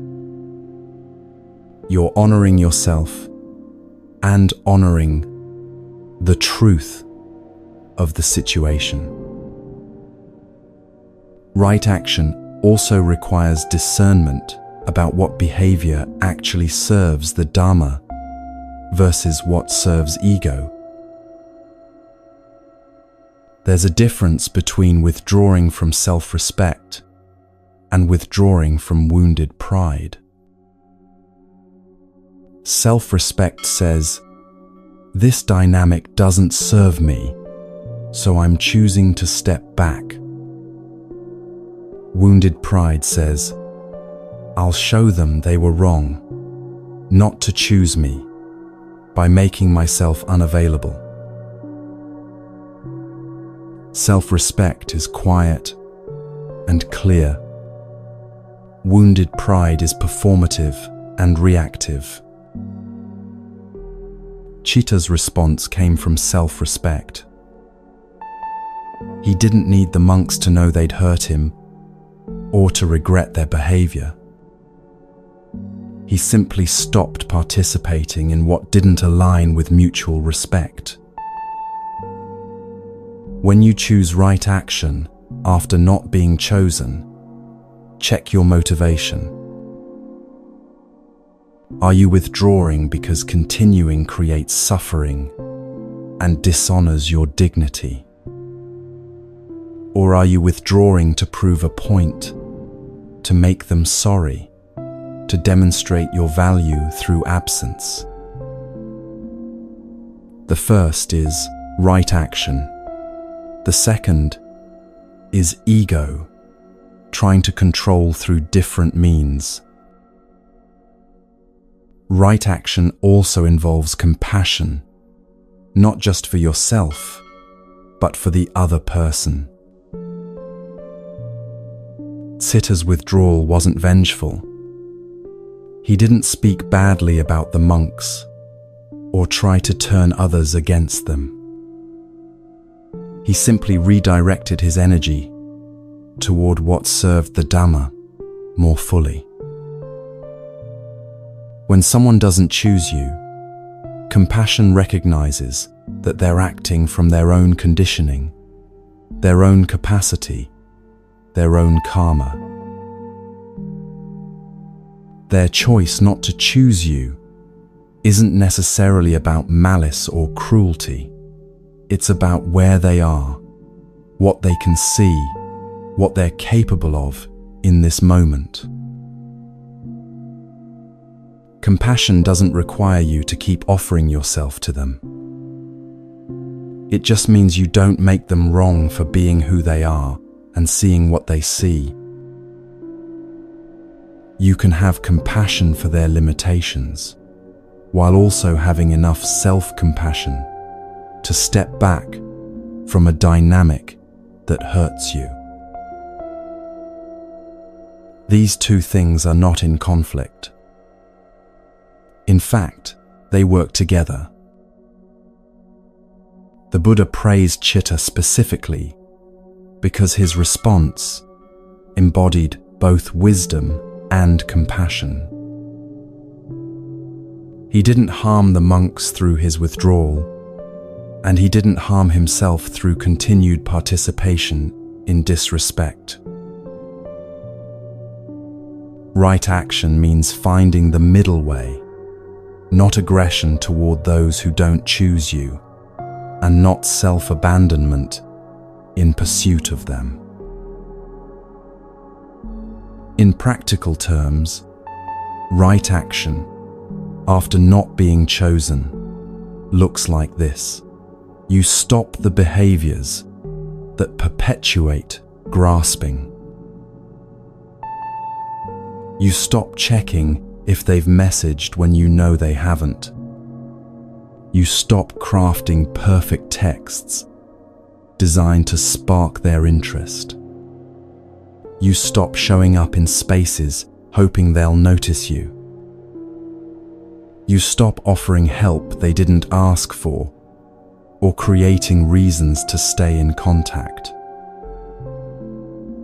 None of this is dramatic or hostile. It's simply stopping the actions that create suffering while pretending they might create connection. Right action also means you don't replace grasping behaviors with passive-aggressive ones. You don't post things on social media designed to make them regret not choosing you. You don't try to make them jealous or demonstrate how well you're doing without them. You don't fish for information about them through mutual friends. All of that is still grasping, just with a different strategy. Right action is clean withdrawal. No hidden agendas, no manipulation through absence, just honest stepping back from what doesn't serve wisdom or compassion. The Buddha taught that right action naturally arises from right view and right intention.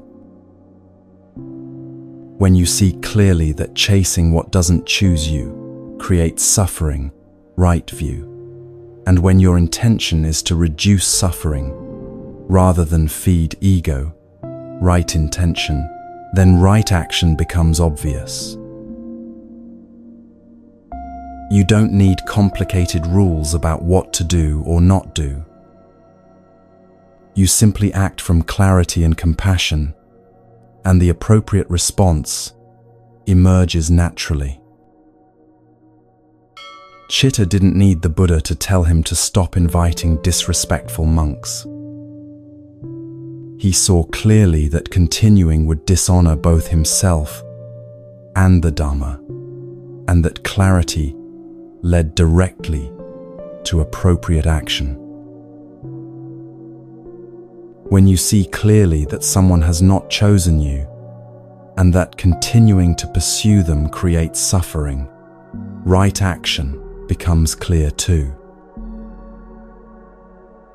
You stop pursuing, not with fanfare, not with explanation, not with hurt feelings weaponized into distance, just with quiet, dignified withdrawal from what doesn't serve you or them. Sometimes people worry that this makes them cold or unloving, or gives up too easily. But the Buddha's teaching on right action isn't about coldness or premature giving up. It's about honoring reality and acting from wisdom rather than from delusion. If someone genuinely needs time or space to figure out their feelings, right action might look like giving them that space without pressure. If someone is clearly uninterested and you're inventing reasons to stay hopeful, right action looks like accepting what they've shown you and stepping back. The difference isn't in the action itself, but in the clarity with which you perceive the situation. Chitta knew the monks were being disrespectful. It wasn't ambiguous or uncertain. His action arose from that clarity. When someone doesn't choose you, usually the reality is clear too, clearer than you want to admit, because admitting it means feeling the pain of loss. But right action requires that you base your behavior on what's true, rather than on what you wish were true. The Buddha also taught that right action includes what you do for yourself, not just how you relate to others. After Siddha stopped inviting the disrespectful monks, he didn't just create empty space. He actively invited and supported monks who engaged with respect and genuine Dhamma practice. When you stop chasing someone who doesn't choose you, right action means you don't just create a void. You direct your energy toward what nourishes you, toward friendships, toward practice, toward activities that bring genuine joy, toward people who do choose you and appreciate your presence. This isn't about replacing one person with another or proving you're fine without them. It's about recognizing that your energy is precious and directing it toward what actually serves your well-being and growth. Right action means you stop betraying yourself in pursuit of external validation. You stop diminishing yourself to be more acceptable. You stop apologizing for wanting reciprocal connection. You stop participating in dynamics where your dignity is optional. Like Siddha, you honor the Dhamma by living in alignment with it, even when that means walking away from what doesn't honor you in return. The teaching isn't that you never feel hurt or disappointed when someone doesn't choose you. The teaching is that you don't let hurt or disappointment drive you to act in ways that create more suffering. You feel the pain. You acknowledge the loss, and then you act from wisdom and compassion rather than from desperation or denial. That's right action. That's the path the Buddha praised in Citta's response. That's what dignity and compassion look like when translated into behavior. You don't need speeches or confrontations or explanations. You simply stop participating in what doesn't serve, and you direct your energy toward what does. Quietly, clearly, with both compassion for others and respect for yourself. This is how you walk the path with integrity when someone doesn't choose you, not through force or manipulation, not through self-abandonment or bitterness, but through right action that honors both reality and your own dignity.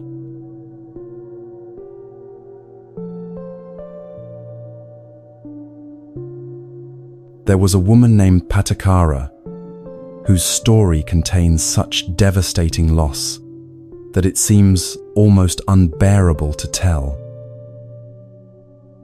In the span of one day, Patakara lost her husband to a snake bite, watched her infant child carried off by a hawk, saw her older child drown in a swollen river, and arrived at her parents' home to learn that their house had collapsed in a storm, killing her mother, father, and brother.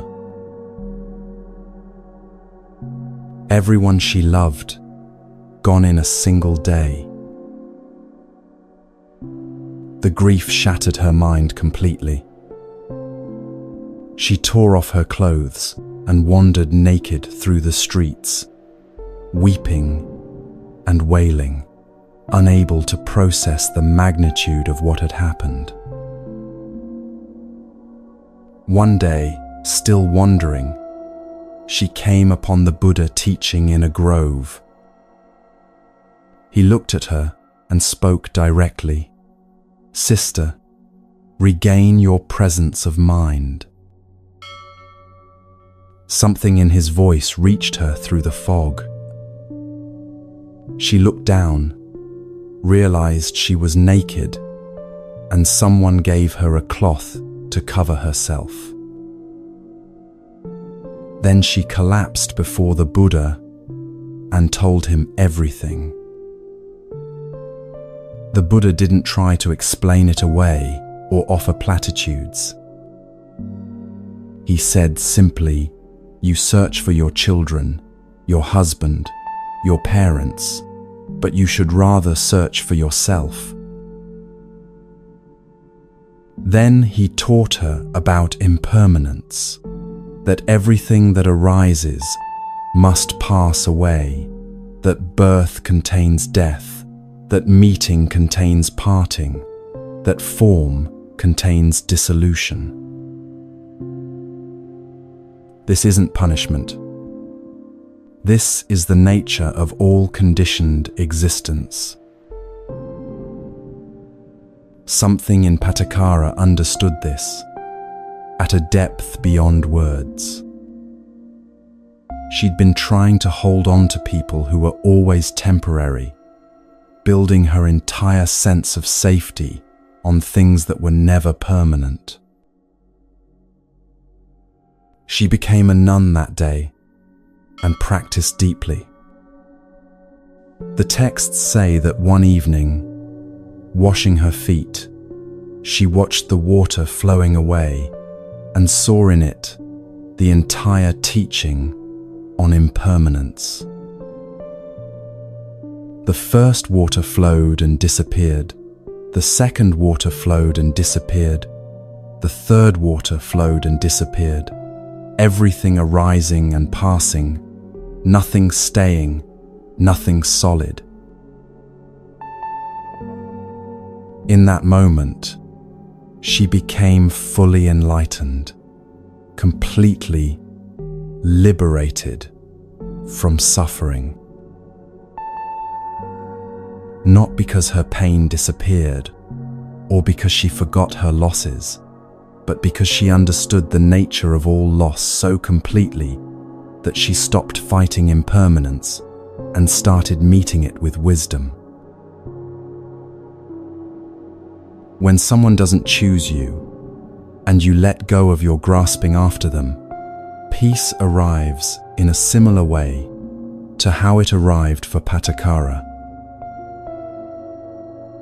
Not because the pain of not being chosen disappears, but because you stop creating additional suffering by arguing with reality.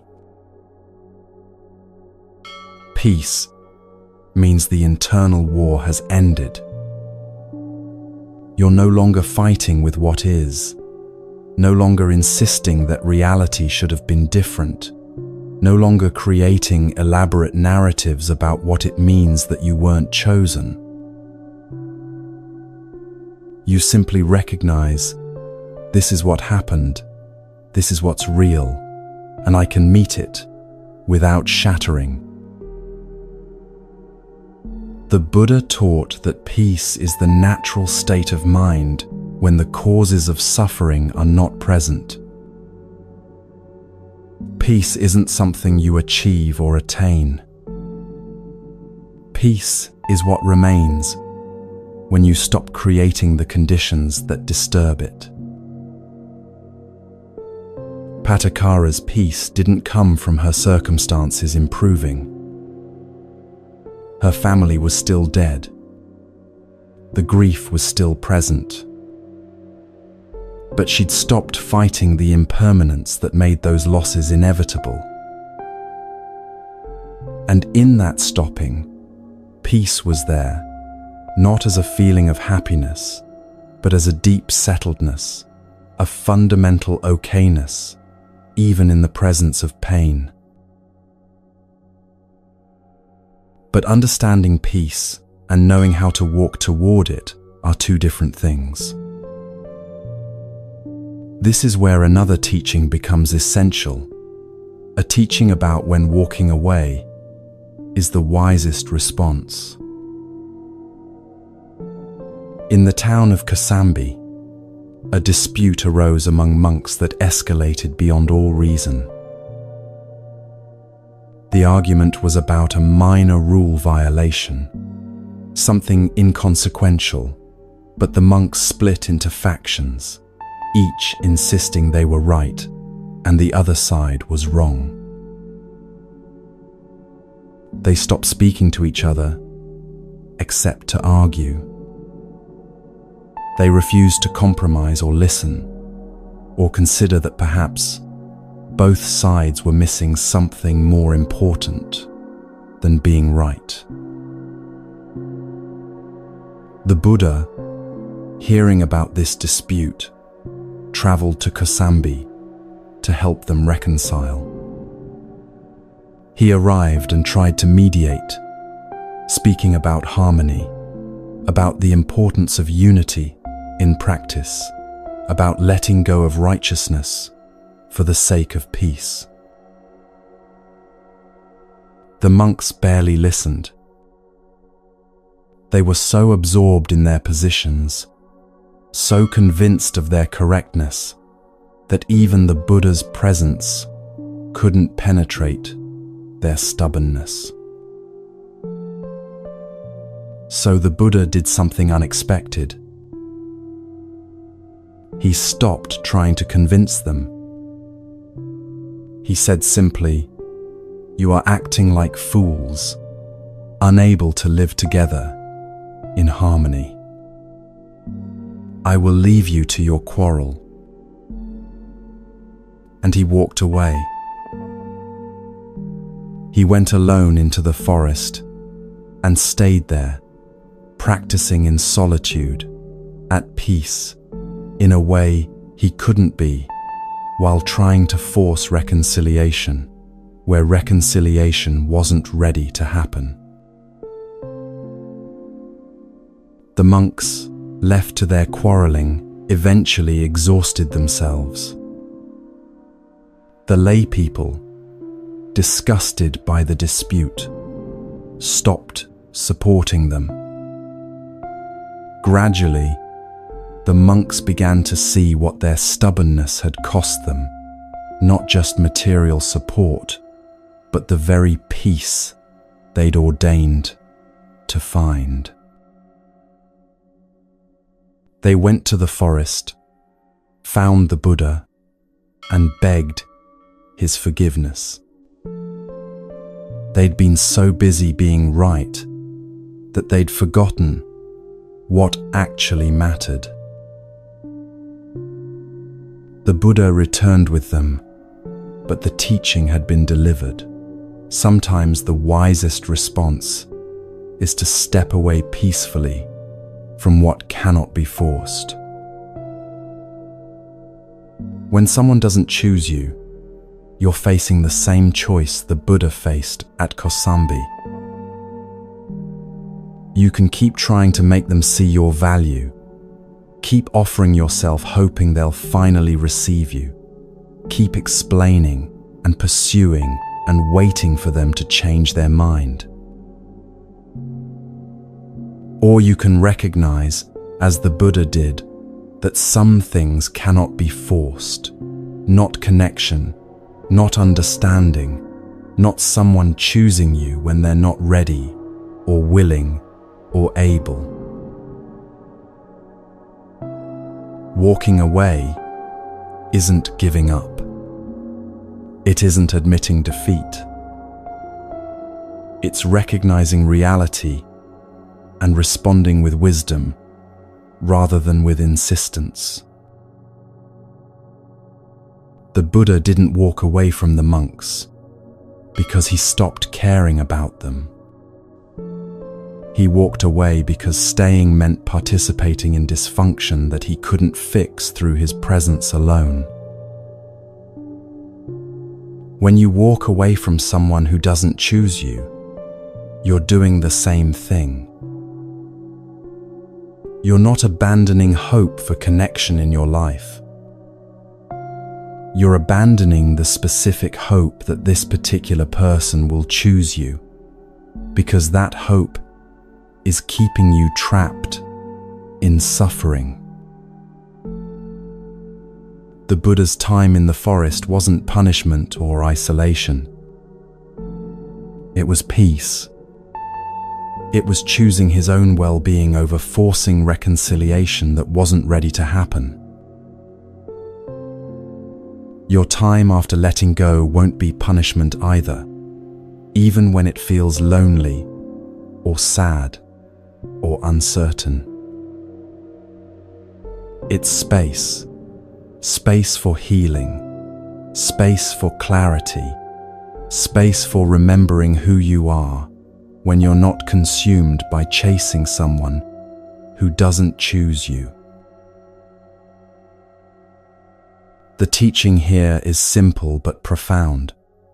You came to these words carrying a wound, believing you needed to be chosen to be whole.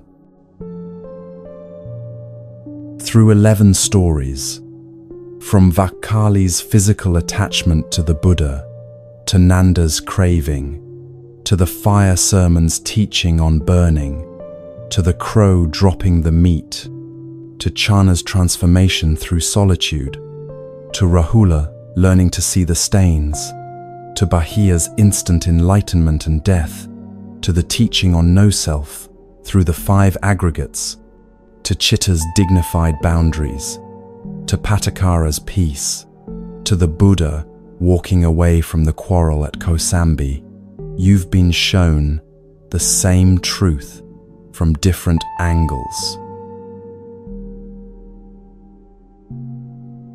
The suffering doesn't come from not being chosen. It comes from the grasping, from the insistence that reality be different, from the belief in a permanent self that needs external validation to be whole. When you see this clearly, really see it, not just understand it intellectually. And when you stop feeding the fires of attachment through your actions, something natural happens. The burning quiets. The grasping releases. The peace that was always there becomes obvious. This doesn't mean you never want connection again, or that you become immune to disappointment, or that relationships stop mattering. It means you stop making your peace conditional on being chosen. Like Patakara, you learn to meet impermanence with wisdom rather than resistance. Like the Buddha at Kosambi, you learn when walking away is the most compassionate response. The path forward isn't about finding someone who chooses you. The path forward is about understanding that you were never broken by not being chosen in the first place. You are whole now, in this moment, regardless of who chooses or doesn't choose you. That wholeness isn't something you create through spiritual practice, or positive thinking, or becoming a better version of yourself. It's what you discover when you stop obscuring it with grasping, with stories, with the belief that you need external validation to be enough. And once you discover it, once you see clearly that peace doesn't depend on being chosen, you're free in a way you've never been free before. Not free from ever feeling pain, but free from creating unnecessary suffering on top of inevitable pain. Not free from wanting connection, but free from making connection a condition for your inner peace. Not free from disappointment, but free from making disappointment into evidence about your fundamental worth. This is the liberation the Buddha taught, not transcendence of human experience, but wisdom in how you relate to it. You came here hurting because someone didn't choose you. You may still hurt when you finish reading these words. But if you've truly heard these teachings, you hurt differently now, with less resistance, with more space, with the understanding that this pain is teaching you something essential about where you've been building your peace and where peace actually lives. The Buddha ended his life with a teaching on impermanence. All conditioned things are subject to decay. Strive on with diligence, not to frighten or discourage, but to free you from the suffering that comes from fighting what cannot be changed. This person didn't choose you. That reality won't change through hoping or grasping or becoming someone different. But your relationship to that reality can change. Your suffering over it can end. Your peace can emerge from underneath the grasping, whole and unbroken, exactly as it's always been. This is the teaching. This is the path. This is liberation through release. Not someday when you're healed, or when you find someone else, or when enough time has passed. Now, In this moment, when you finally stop fighting what is and start meeting reality with wisdom, with compassion, with the understanding that peace was never dependent on being chosen in the first place. The hand that was desperately clutching can open.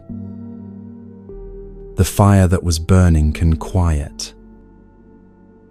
The war with reality can end. And what remains when the grasping stops, when the burning ceases, when the war ends? Just this, peace, simple and natural, exactly as the Buddha promised it would be when you finally let go.